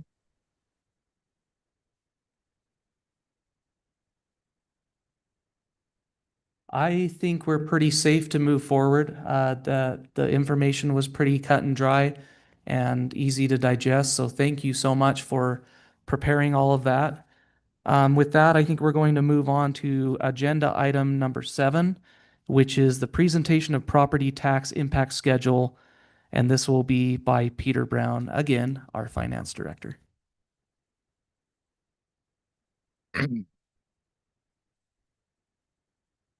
Oh, I'm going to read this verbatim. Bear with me. Okay. Property tax impact schedule for the tentative budget of North Ogden City. In compliance with Utah Code generally in 59-2-924 8B as amended by HB or House Bill 236 during the 2026 legislative session, North Ogden City hereby identifies the property tax impact schedule. The following numbers are based upon or based on 2025 values.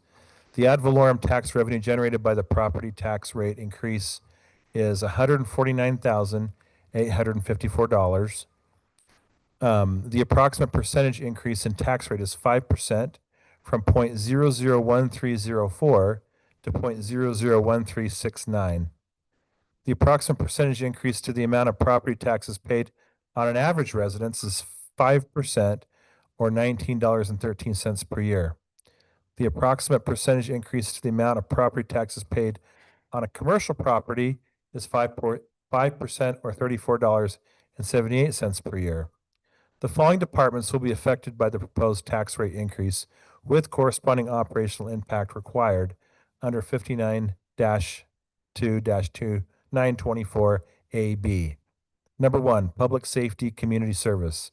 The addition of a new community service officer to assist with code enforcement, animal control, and evidence.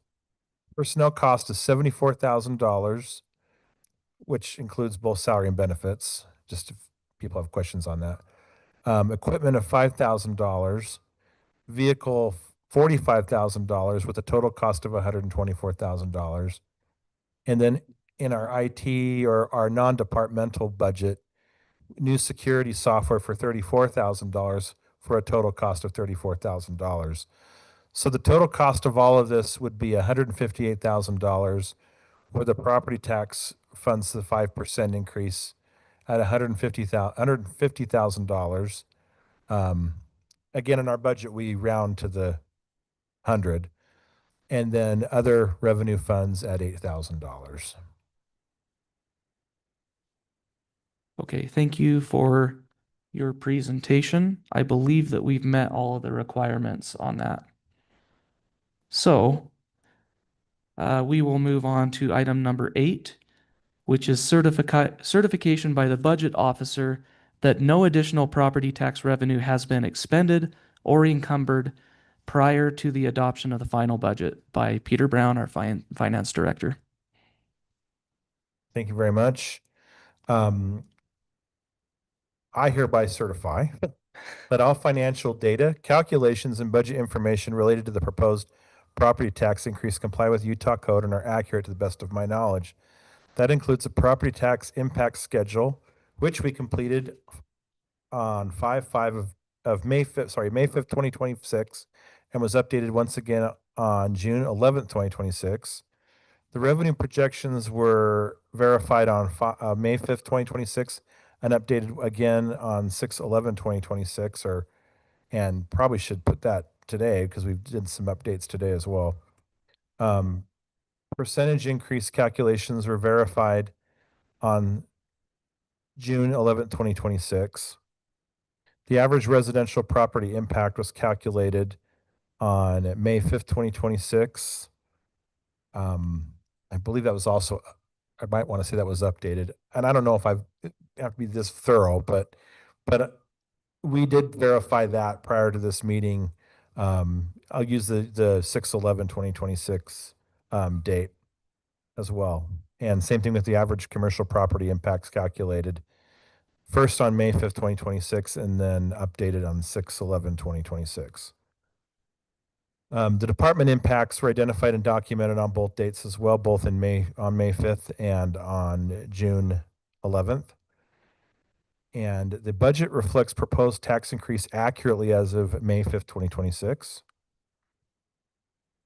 No property tax revenue was expended or encumbered prior to final adoption, and that verified that on June 11th, 2026. And all presented financial information aligns with tentative, interim, and final budget stages as of June 11th, 2026. And I will say also as of today.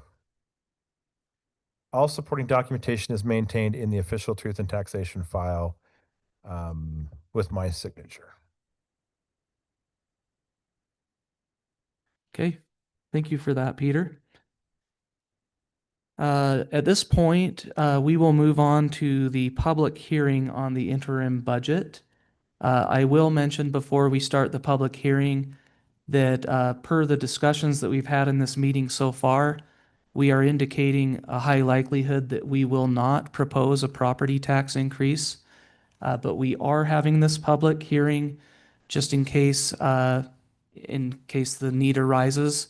But just keep that in mind. So for those that would like to comment, please come to the lectern or raise your hand online. You have 5 minutes to be able to make your comments. Please state your name, and if you're a resident of North Ogden, note that comments and questions may have to wait until the end of the meeting to be able to respond to them.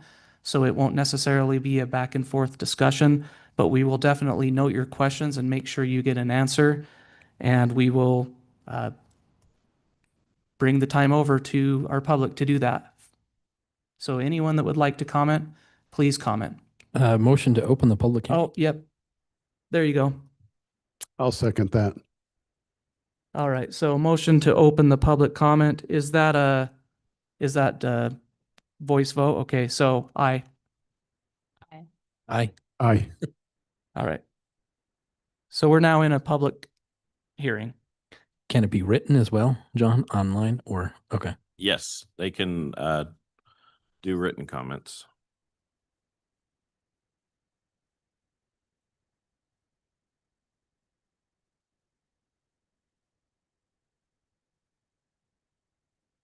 We will give at least a minute for people to respond, raise your hand, or make a comment in the chat on Zoom. We can note that there's nobody in person currently. Yeah, note that there is not a public member in this chamber. Non-staff. 'Cause Dave's still public, right? Public Works.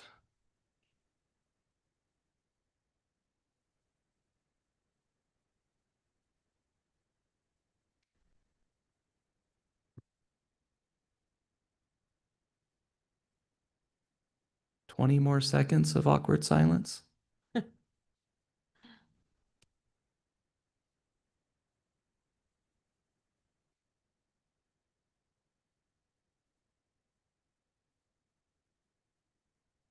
Okay, I believe we should close our public comments. Do we have a motion for that? Mayor, motion to close the public hearing. Second. Okay, all in favor? Aye. Aye. It's Mayor Pro Tem, sorry. I elevated you.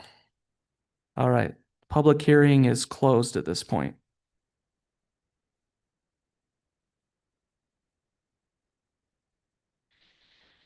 Now we will move into an RDA portion of our discussion. And so we will be asking to recess the city council meeting and convene in an RDA meeting. Do we have a motion for that? Mayor Pro Tem, I motion we recess the public meeting and reconvene as the RDA board agency. Sorry. Do we have a second? I'll second. All right, we have a motion and a second. All in favor, say aye. Aye. Aye. Aye.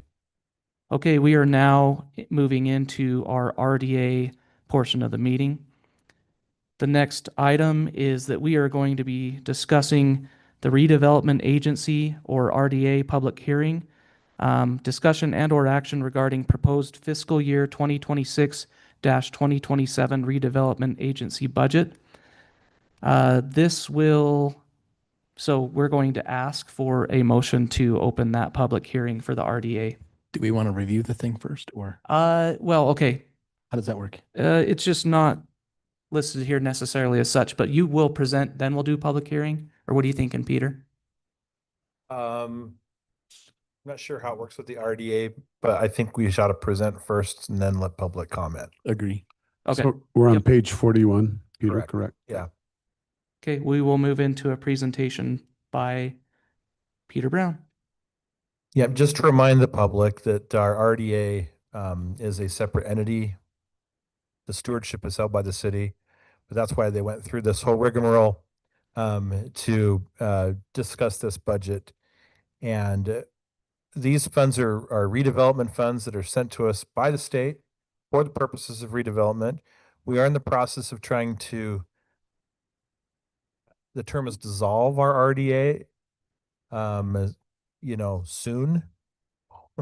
And we do have some outstanding projects that best understanding is that we can still utilize the funding for up to 5 years in a latency period, is what they call it. And what I'm proposing today is that we sort of keep what we think we're going to have left over at the end of this month. And it might be less than that.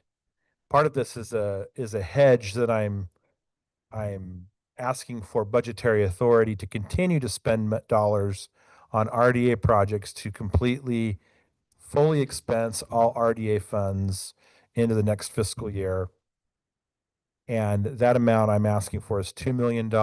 It will likely be less than that, but I wanted to have that amount in there in order to be able to fully expense those projects down in next year's budget. We will be talking about the 2026 sort of true up next week, which will have some more detail in terms of what we're looking to do with individual projects, hopefully by the end of the month, and with some recommendations to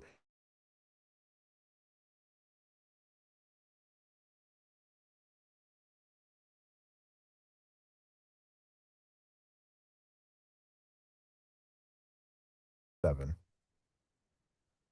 That is what is being proposed. And then in our community development area, I'm essentially just recording what we expect our revenues to be. Our community development area is similar to, it's the new sort of RDA that's not closing down. And it has some different rules as to what we can spend the money on.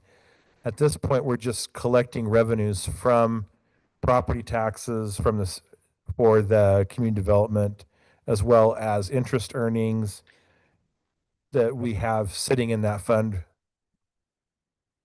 for future projects. And that's what is being proposed. Just as an aside, we do have $934,000 in the community development area fund for project allocation currently. Question on for the so the CDA, I know it's a different area. I can't remember if is it more north or is it more, which way did it go? They look like teeth. They just interlock down up and down Washington Boulevard. So how far north does it go? Just the north side of Pleasant View Drive, I think maybe. Okay. I think the old Public Works building is in the CDA. Okay. There's a cool map on the Weber Yeah, I know. I just gizmo didn't that you can kind of like try to see, figure that out. but it is a little complicated the way that Well, the area is you, drawn. you probably know where I'm headed on that, but that's probably a future discussion on how to help for development in Barker. What are we calling it? Depot? So something to think about there. So the RDA money is much more flexible than the CDA money is. Right, but we don't know what's left over on RDA yet, or do we? I would say we've got about $1 million that we've already sort of like for the Earmarked? pool project, for the Yeah. grants for the community I folks. was trying to go through it. Yeah. Yeah, So like the Big O tires and those guys. When you put it all together, we still have $1 million we got to spend down. Are we going to get it spent down by the end of the month? Probably not. And then we have another $1 million that we need to do something with. okay, And that's, I think we know what to do. Anyway, moving on. yeah. But I wanted to have that budgetary authority in there Yes. so that we could continue to spend it. And what I'll likely do, even if we were to dissolve the RDA, recognize that if we dissolve it, we still have these monies there that the city, we still have the stewardship of those funds. And I would call it like the expired RDA or the old RDA. And it would be a segmented fund to help us make sure that we're keeping those funds segmented from city funds and spent down appropriately. Yeah. So appropriately give us some ideas on that, Peter. I'm not necessarily an expert on how to spend these funds, but I know one project that was discussed in a meeting last week was maybe some sidewalk money on Washington Boulevard. We're Um, helping out our tax base because that's the kicker. Is that was this to be sidewalk is great, but at the same time, if we can help a business stay in North Ogden, that is a much bigger thing, right? It is, and I just want to make sure that we don't get too far off track on the Yes, budget. yes. That Just that's it. because that state rule, one of the cities got penalized when they kind of went off Okay. task a little bit on Done. budget. The budget looks good. How's that? Good boy. So But that will come back to the council. I mean, it's not like anyone else will make the decision where the money goes. It'll come to council. is that your presentation? Are we done with the yeah, presentation? I mean, Okay. that's all there is to this. It's pretty straightforward. So we've had this discussion a little bit before. John wasn't with us that meeting. But for me, knowing that the state auditor was going to audit these, and they're going to be here within the next 3 months, 4 months, I don't think we ever got a clear direction when these funds or when this ends or when they have to be spent by. That's probably the right term. John, can you help us with that? So under the RDA, which is the one that's the least restrictive, we have to have it encumbered, which we've done with kind of our conversations, and then spent within 5 years of the close of the RDA. So give me the time frame because I'm new on this one. So I think it mothballed, or it ended in 23, so we have to have everything was- spent by 28. I thought it was May of 24, but So it could be 24, spent by 29. I'd need to look at the agreement. I don't remember the exact dates. so us extending the deadline for some of these projects is okay as long as we're within that time frame. Typically, yes. Okay. It doesn't mean that the auditor is going to love it. It's Yeah. just having something. And so it'd be really healthy for the council to, before that happens, talk about this. Hey, some of these things didn't pan out, so now we need to reallocate it under the same program, and same parameters would Yeah. be helpful, right? Which is infrastructure improvements in the area. Yeah. I believe I indicated this in one of the last meetings that it was my goal to have everything expended by the end of June 2027, because then we get out of any risk that there's going to be a problem with that, even though I know they might potentially have more time than that. And I believe when we were talking to the business owner at Big O Tires, he was, we kind of had that discussion that we want this to be done by middle of 2027, if I remember correctly. So I would still state that as a goal so we can have it off the books.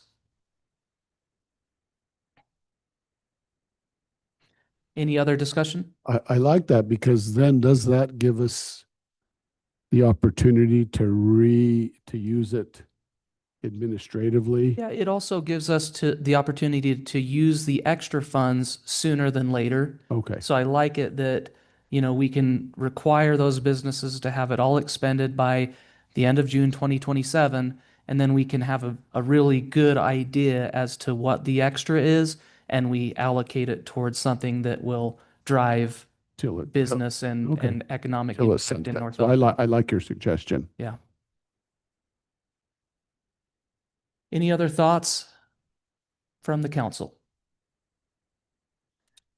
Okay, thank you for your presentation, Peter. Then at this point, I am looking for a motion to open a public hearing. I think I already did this, but I'll do it again. I'm looking for a motion to open the public hearing for the RDA fiscal year 2026-2027 agency budget. So moved. Second. All right, we have a motion and a second. All in favor, say aye. Aye. Aye. Okay, we are now into a public hearing for the RDA budget. And I'd just like to remind anyone that's online that if you'd like to raise your hand, please do so you can make comments. We are accepting 5 minutes worth of comments. Please state your name and if you are a resident of North Ogden. And know that if you have any questions, we will try our best to notate those questions and get back to you either at the end of the meeting or at another time. So the time is now yours. And also to note for public, there is nobody physically from the public here in the meeting room. So is only online participants that would be involved.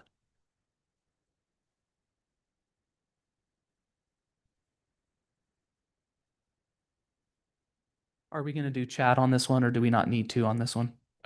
It's not required for this one, but I mean, we can have it open. Okay.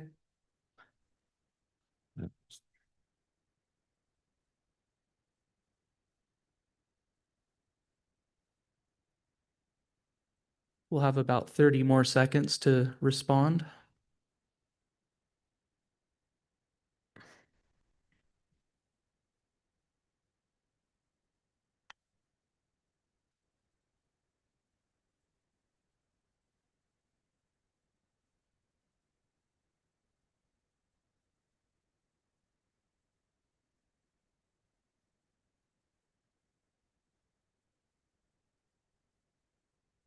Seeing that we have no public comments, I will be looking for a motion to close our public hearing for the RDA budget. Mayor Pro Temp, I motion that we close the public hearing for the RDA public hearing. Do we have a second? Second. All right, we have a motion to close the RDA public hearing and a second. All in favor, say aye. Aye. Aye. Okay, that passes unanimously. We will now be having a discussion and or action by the RDA to approve the proposed fiscal year 2026-2027 redevelopment agency budget and authorize forwarding ordinance 2026-17 to the city council for final adoption. Our presenter on this will be the one and only Peter Brown, Finance Director of North Ogden. Reading the ordinance, is that what I do? On this one, it's not as strict because there's no property tax involved. So it would just be a question on if there's anything in the budget document the council would like to discuss for RDA CDA. I don't have anything to discuss. Council, does you have anything else to discuss that hasn't been?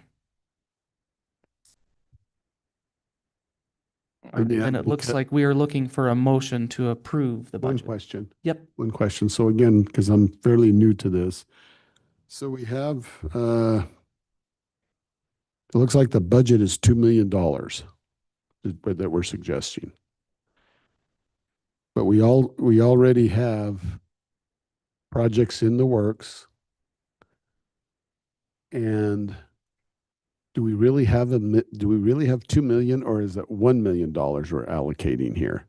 It feels like I believe I don't know quite what will happen at the end of the month. I'm guessing it's somewhere between 1 million and $2 million, depending on what we get actually spent on the projects that we have in the pipeline. yeah. Recognize that we can only spend what we have in the fund. If we're over allocated on the revenue side, even if I'm just guessing high, just not knowing what we're going to get done by the end of the month. I'm confessing I don't know quite where we're at in terms of So what we've spent versus what we will spend. yeah, well, This was It's also highly dependent on, say, lock it up self-storage. You know, they were indicating that they want to move quickly.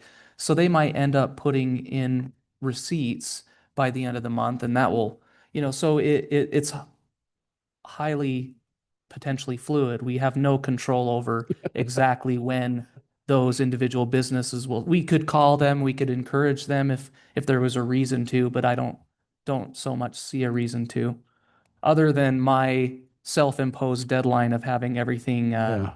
expended by middle of 2027. So Over, Steve, I looked at the cash in the fund when I did this, and it was $2 million.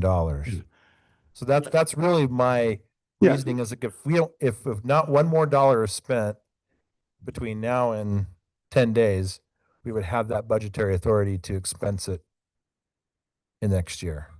That's my reasoning. But we really don't have, I mean, they might not spend it at June 30th, but they surely could spend that all next year. And so you really don't have $2 million. But he's looking for what we're authorizing that could be spent. We can't spend 2 million. We can't spend what we don't have. Right? Because there's no transfer in from general Yeah, fund. I don't So have a whatever good- balance you have in. Yeah, well, I'm just saying that we have commitments on that 2 million. I don't know, we don't know exactly how much is uncommitted, but it doesn't feel comfortable to me to say $2 million is the budget. Am I being weird there? Well, it's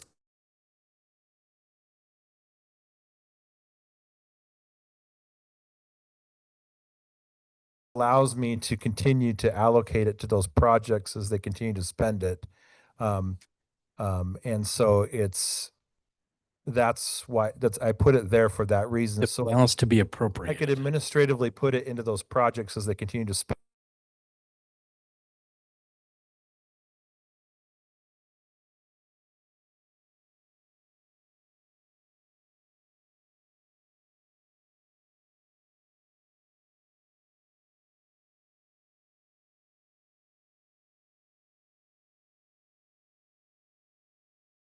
When we realize they might not spend it all, but it just feels odd to me to budget $2 million when you have projects on the book. Is it on the books? Well, I'm seeing So I So just these take it, expenditures. I just take it as we have the projects that are quote unquote on the books, Yeah. such as Big O and, Yeah. self-store, Lock It Up Self-Storage and others.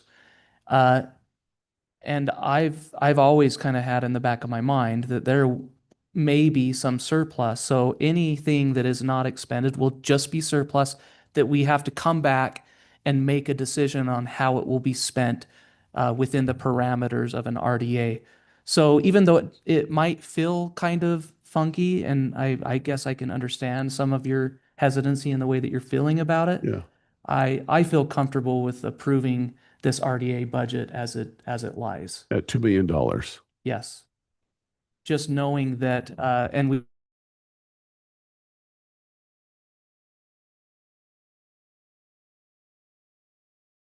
RDA, it is intended to go towards some great RDA economic impact otherwise in North Ogden. And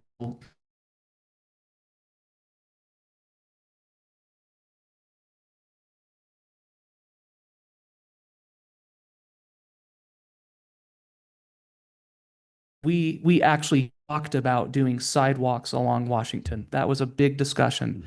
We thought, what about putting $100,000, 200,000, I can't remember how much it was,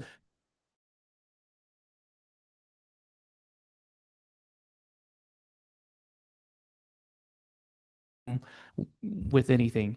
And so, in my mind, in the back of my mind, this has always been any overages would be for something like sidewalks or something that will have a real economic impact to the city, such as trying to retain a business or something like that.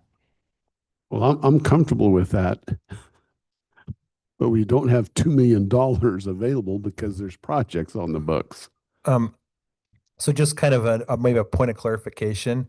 I sort of used the same methodology with this as I did with the capital fund, recognizing that it's, again, the budget is use of fund balance, and it is intended to capture existing projects as we've approved them. Right.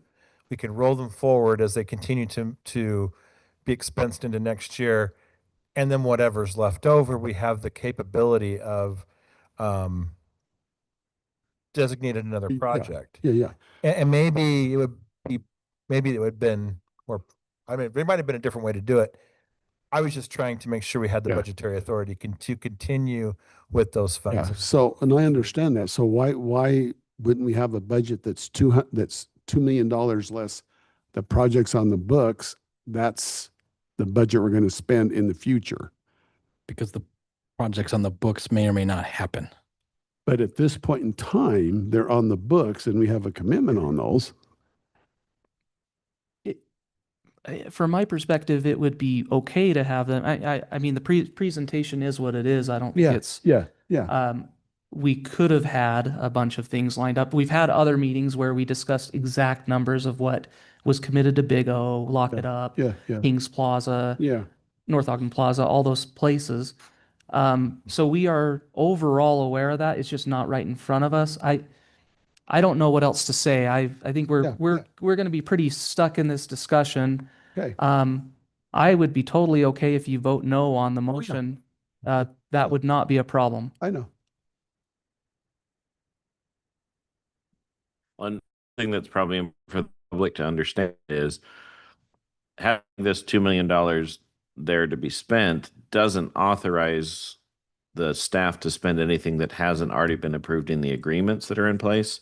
So any money will have to come back to council to be allocated according to the RDA board, I guess I should say, to be allocated. So it's not like we're giving you a blank check, $2 million. It's basically starting a conversation on, as we know how much money's left over, we can come back and have that specific conversation. And the point is that when he looked at it, $2 million is what's there currently. And I think that's appropriate for budgetary purposes for this year. Even if we've quote allocated things, we haven't allocated anything for this current budget year, and nothing's been expensed for the previous year. So to me, if it hasn't been expensed yet, it's still out there. So to me, if we have $2 million, we can budget $2 million. That's my point. I don't disagree with you, but no, seriously, because look at it. If you look at what we have, the current budget year, do we know exactly how much of that stuff has been done? No. Yeah. So you can't just say we're going to delete it off of there and Well, call it good because we don't know what's going to be. So the point is that if you don't know what you have, you have currently, and it's $2 million. And Texas is, Right? is exactly what But- John said. Texas is what John said, that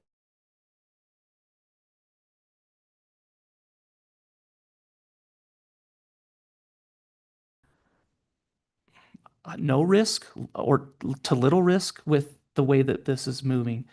But I can totally see your consternation on the matter. I can see your perspective Yeah. where you're just wanting to see all of the numbers playing in front of you. I can see that Yeah. desire. Yeah. Totally.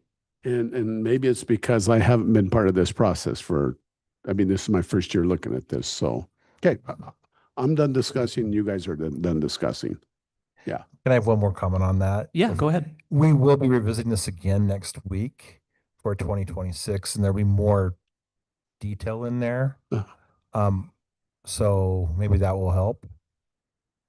Good. It's going to be project specific next week. Okay. That would be great. Yeah, that would be helpful. Thank you. With that, I better not neglect our online panel. Mayor Barker or RDA member Christina Watson. Actually, RDA member Barker and RDA member Watson, do you have any comments? I'm good, thanks. I have nothing additional to add. Okay, thanks to our fellow RDA members. Great. Okay, do we have a motion on this? I'm looking for a motion on the 2026 ordinance 2026-17, which is approving the RDA budget.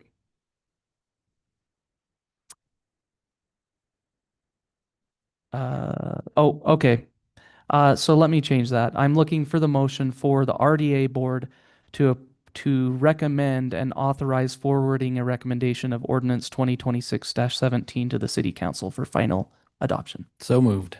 Second. Okay. We have a motion and a second. We are going to do a roll call vote on this one. And since this one is a roll call vote and I haven't discussed this yet, we're going to start in the order of Councilwoman Carney first, moving on to myself. So it'll be Neighbor, then Pulver, then myself, and then we will have Christina Watson vote virtually at the end. So we have a motion and a second. What are your votes? Yes. Okay, No. and then, okay, no from Councilman Neighbor, yes from Councilwoman Carney. Yes. That's a yes from Councilman Pulver, yes from Councilman Dalpass. Christina, Yes.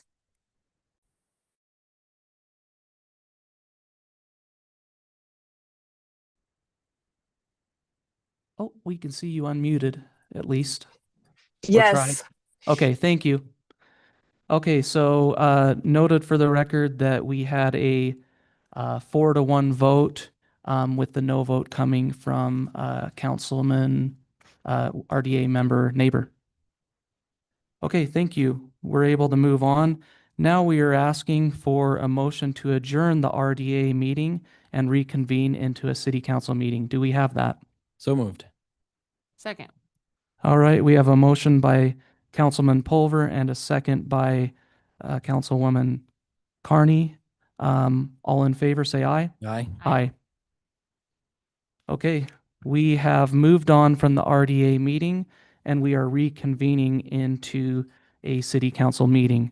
So we are now, once again, mayors and/or council people. Also people. Uh, So we are going to now, for number 13, have discussion and/or action to consider adopting ordinance 2026-17, which is the proposed fiscal year 2026-2027 redevelopment agency budget. Do we have a motion on that one? Motion or discussion? As a council this time. Mayor Pro Tem, I motion that we approve ordinance 2026-17, the proposed fiscal year 2026-2027 RDA, which is the redevelopment agency budget. And I will second. That's my Sweet. first second of this meeting.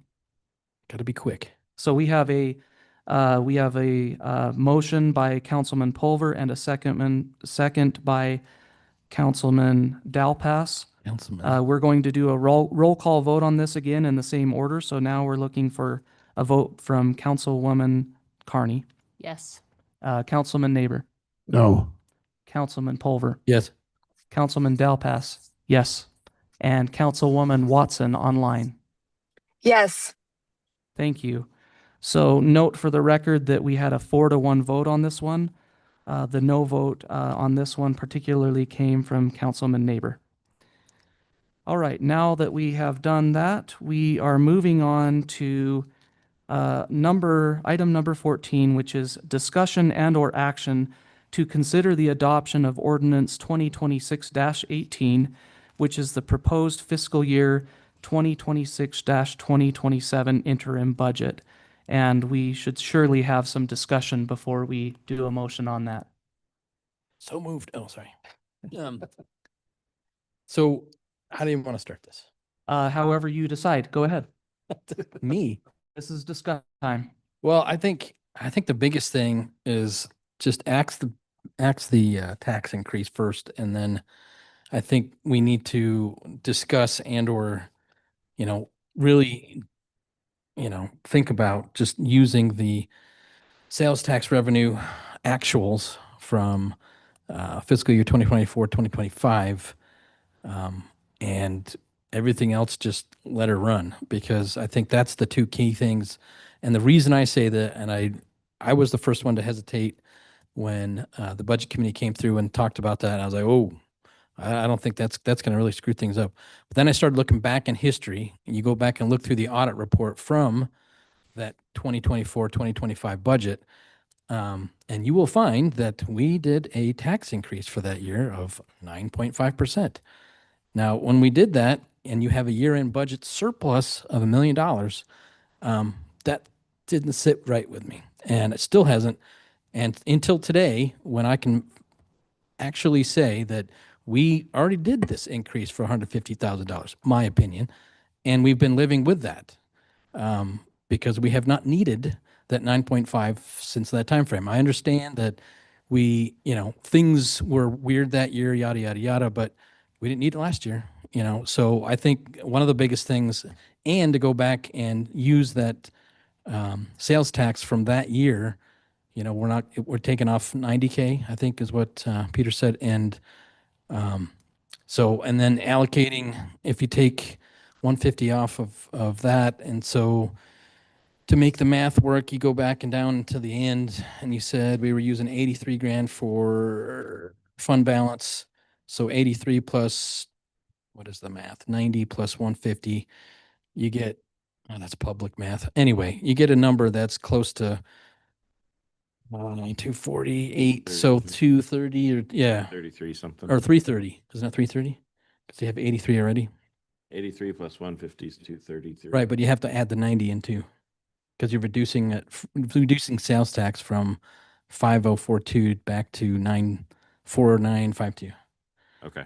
So yeah, so you would be using, instead of 83 for fund balance, you'd be using 230-ish, or excuse me, 330-ish.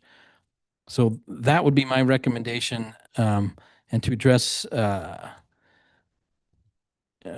Council Member Watson's concern about what happens if we don't have an increase. I think you've seen the graph that I've shown that every year we've at least had 3%, if not more, every year. And we're on track to meet our current year budget and or exceed it. So I think, and that already puts me very confident that where that budget is for that sales tax is going to be well overrun, and we have new businesses, et cetera, et cetera. So I think when you're talking about can we cover it in the future, I think the answer is yes. Now, to the point of, do we use prior year fund balance every year to go back and fix that? I don't think so. I don't think we're going to have to, but I think that's something that I would much rather do, since we've had it. Like I said, we did the 9.5 and we had a surplus. Anyway, so that's just my thoughts. I think, yeah, I'll leave it there. Yeah, what was I gonna say? I lost it. Any other thoughts? You've heard me share this before, and I hate to be the person saying it. The financial management of the city is an outstanding position. And these discussions that we're having is an indication of the good financial management that you've all have done over the last 5 years. So I'm always impressed with that. So I'm comfortable not doing the tax increase. And I like the idea of using reserves, but we also have to always make sure that we have adequate reserves if we ever do another bonding or anything like that. And we have a stipulation, we go up to 35%, but that's a little probably too high. But we got to always have 25%, and we're in good shape there as well. But I think it makes sense to do what we're doing, not having a tax increase. And I also need to compliment Peter here. He has done a very outstanding job of jumping into the financial statements of the city and identifying unique characteristics that we had lingering on that he has fixed, that has helped us be more efficient and understand our revenue base even more. So that's been helpful as well. So I am comfortable with not having a tax increase. And I would just say we have reserves in the future, but we need to look at each year where we stand to determine if we use reserves to finance operating expenses. But we're going to do that anyway. It's already part of the process. Mayor Barker had a good thought earlier when he chimed in on the discussion. Whatever we do with that surplus, quote unquote, surplus that is over that sales tax number that we plug in each year, we just need to have a plan as a council to exactly what we decide it goes towards. Because if we don't have that discussion, we risk losing it in the shuffle eventually. So we all need to keep each other honest and make sure that we keep the discussions going, and possibly maybe in a work session or sometime soon, We just need to have an official decision that anything that is above and beyond that will be put into capital improvement funds, but it will go to X or Y. So I just want to not lose sight of that part of it, that we just need to be smart in that way. I also feel comfortable with not doing a tax increase this year. It is so exciting to say that. We have had a very difficult year on our residents. We implemented the tough fee. We acknowledge that that has been an extra financial burden on the residents that live here. And I feel like we all deserve a break this year. And so I do feel like we are doing this without putting ourselves or the city at any additional risk. As I understand this number, I think this year is as good as any, because if you're looking at the sales tax numbers this year, right now we haven't received April's report yet, right? So, So we still have 3 more months left in our annual sales tax number, and we're pretty dang close to even. So if there's a good year to decide that we want to go to an even number in this cycle, probably a good year, because we just don't know what's going to happen in those three months. Maybe we'll be pleasantly surprised, like sometimes we are. Maybe we won't. So I love the idea of taking a snapshot on sales taxes in arrears. So we just take that number each year. Any other thoughts, especially any thoughts online from Mayor Barker or Councilwoman Watson? Yeah, I have a thought. So I don't have perfect service here, but maybe I missed something. Taking this new route of using last year's sales tax instead of a projection was not in the current plan. So if we're wanting to have a no sales tax or no property tax increase and use this new route of sales tax numbers, are we going to be able to do both, or did I miss something there? So I believe what you're, if I'm interpreting that right, I think what we can do if we decide to go in that direction is in our motion, when we are motioning what to do for the budget, we can say we are not, well, go ahead, Peter. It sounds like you haven't well, I was just going to response to say, that. no, to give the number on it, I added your numbers. We'd be going from 83,300 in fund balance use to 174,000 even. You add it. I just, for council member Watson's, perspective, just to give her a sense of how that shifts if we, change that sales tax. But then we'd have to add the 150s too, right? 150 is already out. No, sorry, you're right. Okay. I'm glad that you pointed that out. Yeah, you have to add the 150 back into it as well. So it, when it all said and done, I'm glad you said something. When it,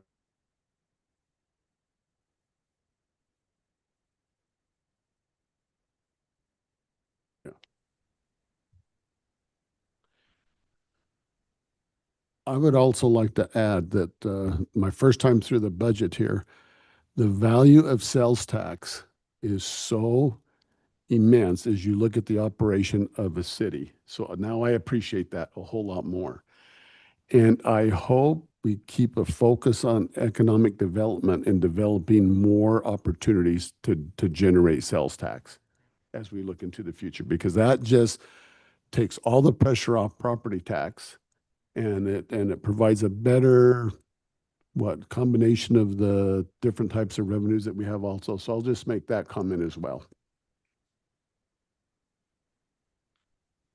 So, Peter, I don't know if we're ready yet, but if we're making a motion, would it be appropriate to make the motion, and as part of the motion, we say that part of the motion is the indication that we'd like to use the sales tax revenue in an arrears method, and that the total amount that we will be using from fund balance is $324,000? yeah, that works for, we already kind of had written something up in case you decided to nix the property tax. So we would just add $90,000 more. Well, it's not quite $90,000, but roughly. And the exact number would be 324,000 even, to the fund balance. And then we would remove the property tax increase at 150,000 and move that sales tax figure. I probably ought to do an exact number here. Keep talking, I'll get back to Would, you. would it be safe to say that it's, even though it's important, it's not nearly as critical now that we're not passing a property tax increase? So we make the best motion that we can, and if there was a problem, we could come back to it. Yeah, you just moved the sales tax down to 4,952,200. You writing this down, Chris? Because you're Well, I gonna. have it. It's on there. So, Oh, well, okay. I don't have that part of the budget right in front of me. yeah. So, but I guess I didn't do the sales tax part of it, so it's, the question really is that because there was talk of the fact that we were approaching the 35% peak or projected. And so to me, that's why I didn't have any problem whatsoever dipping into fund balances because we were getting close to that. And with the next following year, because that came up in one of the bills at the state legislature that they were going to cap it. And so I don't want to get any farther than we already are and even approaching 35% because if the state caps it and then we have to scramble next spring to figure out what to do. So I know there's probably some leeway on timing, but still, I don't want to make a property tax increase and then go, oh, wait, we don't need it, anyway. Long as that's all I'm going to say there. So are you gonna help him with the motion? Mayor Pro Temp Dalpaz. Yes. Sorry. Yeah, just one thought I have, and you guys can do what you want with this. I would actually recommend we deal with sales tax next year, whether we want to keep it flat. Our budget's already been built the way it is. It's easier for our Peter and our finance if they know going into it that we're going to keep it flat, and then we can figure out what to do. But I would my recommendation is we adopt the certified tax rate that the county's given us and leave the sales tax as is, and then we'll have more discussions, and it could be the same type of discussions as we have with our swimming pool. Are we going to open it on Sundays or not? That should be a discussion we have in a meeting, and instead of when we're trying to hurry and make a motion to approve the budget. But that's just my opinion. Mayor Barker, part of your suggestion, are you saying that we come back and readopt the budget within the next couple of months, or you're saying all the way to next year that we talk about this sales tax? All the way till next year, and that's like because some of the other recommendations were keeping the swimming pool open on Sundays, and there are other things we were going to discuss what we want to do. It's hard to make these big changes right as we're trying to adopt a budget. Yeah. That's point We're not well taking- taken. Yeah, but this is the revenue side, and all we're doing is we're pulling it out of, So I don't know. I mean, So if we're my- taking out the property tax, that's the same thing that we're talking about. Anyway. my opinion on that, Mayor Barker and everyone that's here, is I worry that if we don't make the decision right now, it will be very difficult to make that decision next year if we find ourselves, if we're in a panic and we say, well, what do we do? And then we reverse course on our planned way of handling the sales tax. That would be my biggest concern about doing that. Understanding that your recommendation makes a lot of sense from an administrative perspective and to make this clean and easy. Well, and that's why I said it's you guys' decision. You get a vote on it, not me. Yeah. That's always fun. Yep. So for ease, if of the motion, so it's very clean for Ryan, it'd actually be easy for Peter to do the math. If you said we'd like to reduce the 150,000 from property tax and take $90,000 out of sales tax, I think Peter can do the math He to can give get you the the total. new certified number or the new number that we want to propose. Yeah, the new number. Well, just meaning that that would give enough clarity in the ordinance that we could adopt the document and he could take those numbers and throw them to fund balance, and it's not it'll match what you want without worrying about is it 500 or 400.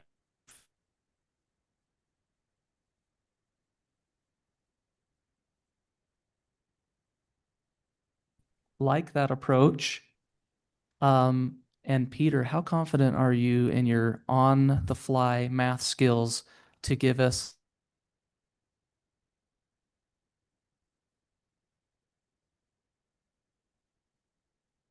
Wait, a new number on the certified tax rate? Yeah, because aren't you saying that he can whip together that number that we proposed tonight or not? Well, so I was just saying on the sales tax and the property tax increase, you could just say take out the 150 and reduce the number by 90. And Okay. then for the certified rate, which is that resolution that'll be adopted, Yeah. it's the state or the county has already given us those numbers. So we don't have to math that at all if we're going with the certified rate. Don't Which you is have to nice. say the rate though? Yes. We would in the resolution say that it's 0.001307 would be the new tax rate. That's the next one. That's the next item. Yeah. Yeah.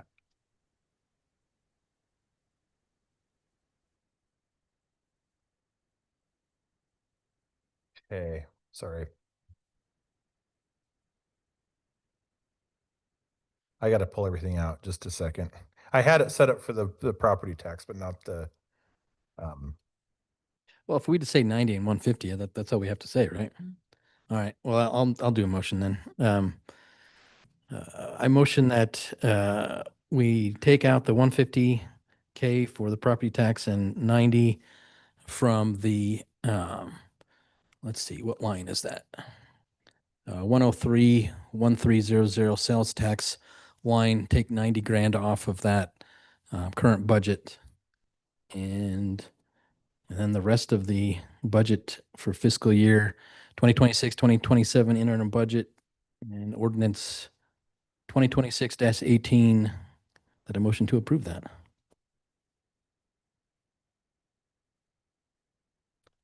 Is Ryan smiling or crying?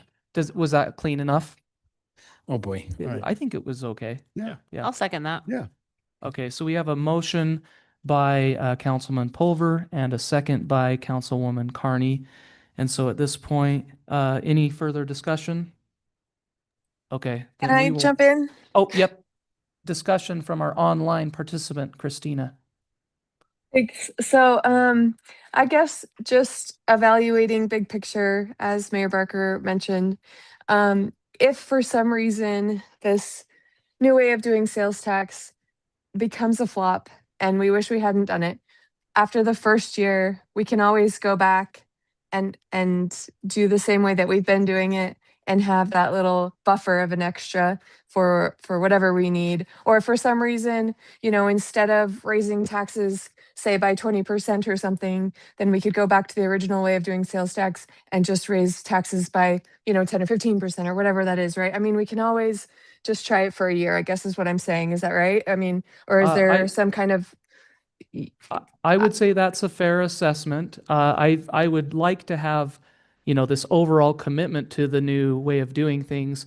I wouldn't wish anything that would happen that would make us reconsider that, because the only thing that would happen that would make us reconsider that we have gone in this direction would be something like the 2008 recession.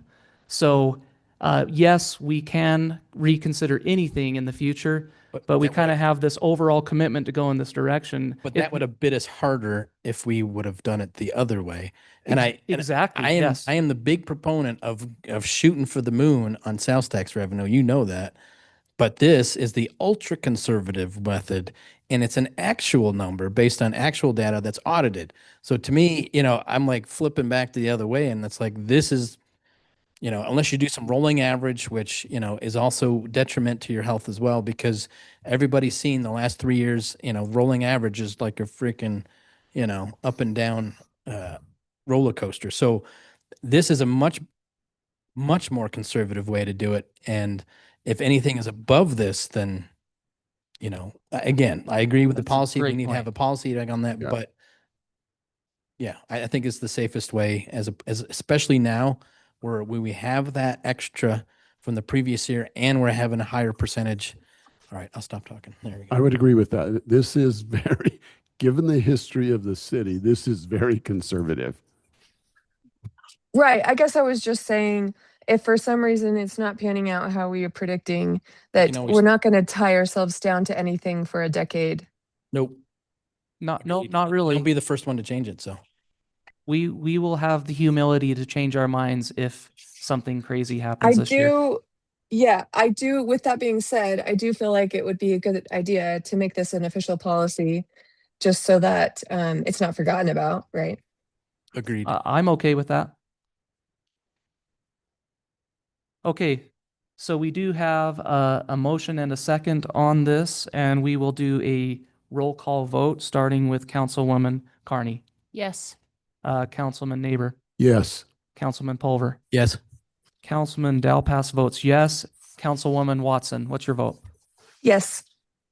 Okay, we have a unanimous vote on adopting ordinance 2026-18 with the caveats that Councilman Pulver mentioned. We will move on now to item number 15, discussion and/or action to approve resolution 06-2026, which is adopting the final certified tax rate and authorizing the city to proceed with the truth in taxation process. Caveat with that is we have decided not to move forward with truth and taxation. So this motion will only be getting the exact certified rate that we want to go with. Correct. And it also, assuming this, you don't change your minds in the next 5 minutes, item 16 would also not be required, which is setting the truth and taxation hearing date. So I'll give it to you. I got the CTR, the certified tax rate website open. The certified tax rate is 0.001307. And with the growth number, it generates $3,084,856. So we don't have to guess the numbers. That's the number the county gave us, and we will Say fill the rate this one more time. Yeah, I was. I didn't $3 have my- million No, it's a point zero zero one point three. 001307. 07. Last year it was 0.001304. It actually went up as part of the certified, which means in general property values have gone down a little bit Yeah, in the city. Yeah. And the dollar amount? $3,084,856. And with those two numbers, It'd be safest to put both of those in the motion, I would say. yeah, and then tomorrow Ryan will fill this out and we'll have the mayor or mayor pro tem sign it so we can get it to the county assessor and to the state. I want to be the one that signs that since it's not a tax increase. But Mayor Barker, we can arm wrestle over that or something. I was gonna say, I'll be back by tomorrow. All right, all right. Okay, any discussion? I think we're probably ready for the motion. Oh, actually, oh, no, yeah, we're ready for the motion. I feel like. What you gonna do? Oh, I didn't you've write been down the putting a number. lot of work on Councilman Pulver, guys. I don't didn't know, I'm write just down saying. the total $1 million one number. I did. I'll do it. There you go. Go ahead. I motion that we approve the resolution 06-2026, adopting the final certified tax rate of 0.001307, authorizing the city to proceed with the truth in taxation process. We're not doing truth and Take taxation. that out. But we're not doing truth in taxation because we are approving no property tax increase. Correct. Do we need the dollar amount in there? Usually the state only cares if you give one number or the other, Okay. but for everyone's benefit, it's $3,084,856. Still. Yeah, there we go. Do you want to just start the motion over Yeah. just in case? Because just cut out exact same motion, just cut out the TNT part. Yep. I motion that we approve resolution 06-2026, adopting the final certified tax rate of 0.001307, resulting in $3,084,856, and authorizing the city to not have a property tax increase. I second that motion. So we have a motion by Councilwoman Carney and we have a second by Councilman Dalpass on this one. We are going to move into a roll call vote if there's no further discussion. Just one discussion point. So on the budget itself, it doesn't say the number that you said. So how does that work? It's right. There's about a $10,000 difference. Where the estimation was high. We just keep it on the budget. We can fix the budget. Okay. At this point, let's just fix the budget at the Your budget. yeah. mid-year. Roger that. Um, Okay. yeah. Just making sure. Good Yeah. point. Plus, I think that could even, it's still tentative. It Yeah. might even So change. technically it is technically, yeah. Okay. Okay. Good. And just for everyone's feel goods, if we made a mistake here, we're probably pretty safe to come back and fix something or not. The thing they honestly care about most is the 0.001307. Okay. So we could do a cleanup, but I've never seen them reject someone Okay, trying to just offer. Sounds like we're yeah. pretty solid. Yeah. Okay, so we are going to move into a roll call vote, starting with Councilwoman Carney, Yes. Councilman Neighbor, Yes. Councilman Pulver, Yes. Councilman Dalpass votes yes, and Councilman Watson online. Yes. Okay, great. We have a unanimous decision on resolution 06-2026. Now we will move on to something that has been canceled because we are not doing truth and taxation. So item number 16 that was on our agenda is going to be removed from the agenda. We will now move on to item number 17, which is public comments. Public comments, these public comments are going to be regarding general city business, anything that residents might have for us. Just to note, there is nobody in person in this, from resident-wise within this meeting. If there's anyone online that would like to make a comment, please raise your hand at this point, and you have 5 minutes. State your name and if you're a resident of North Ogden, and we will hear you out.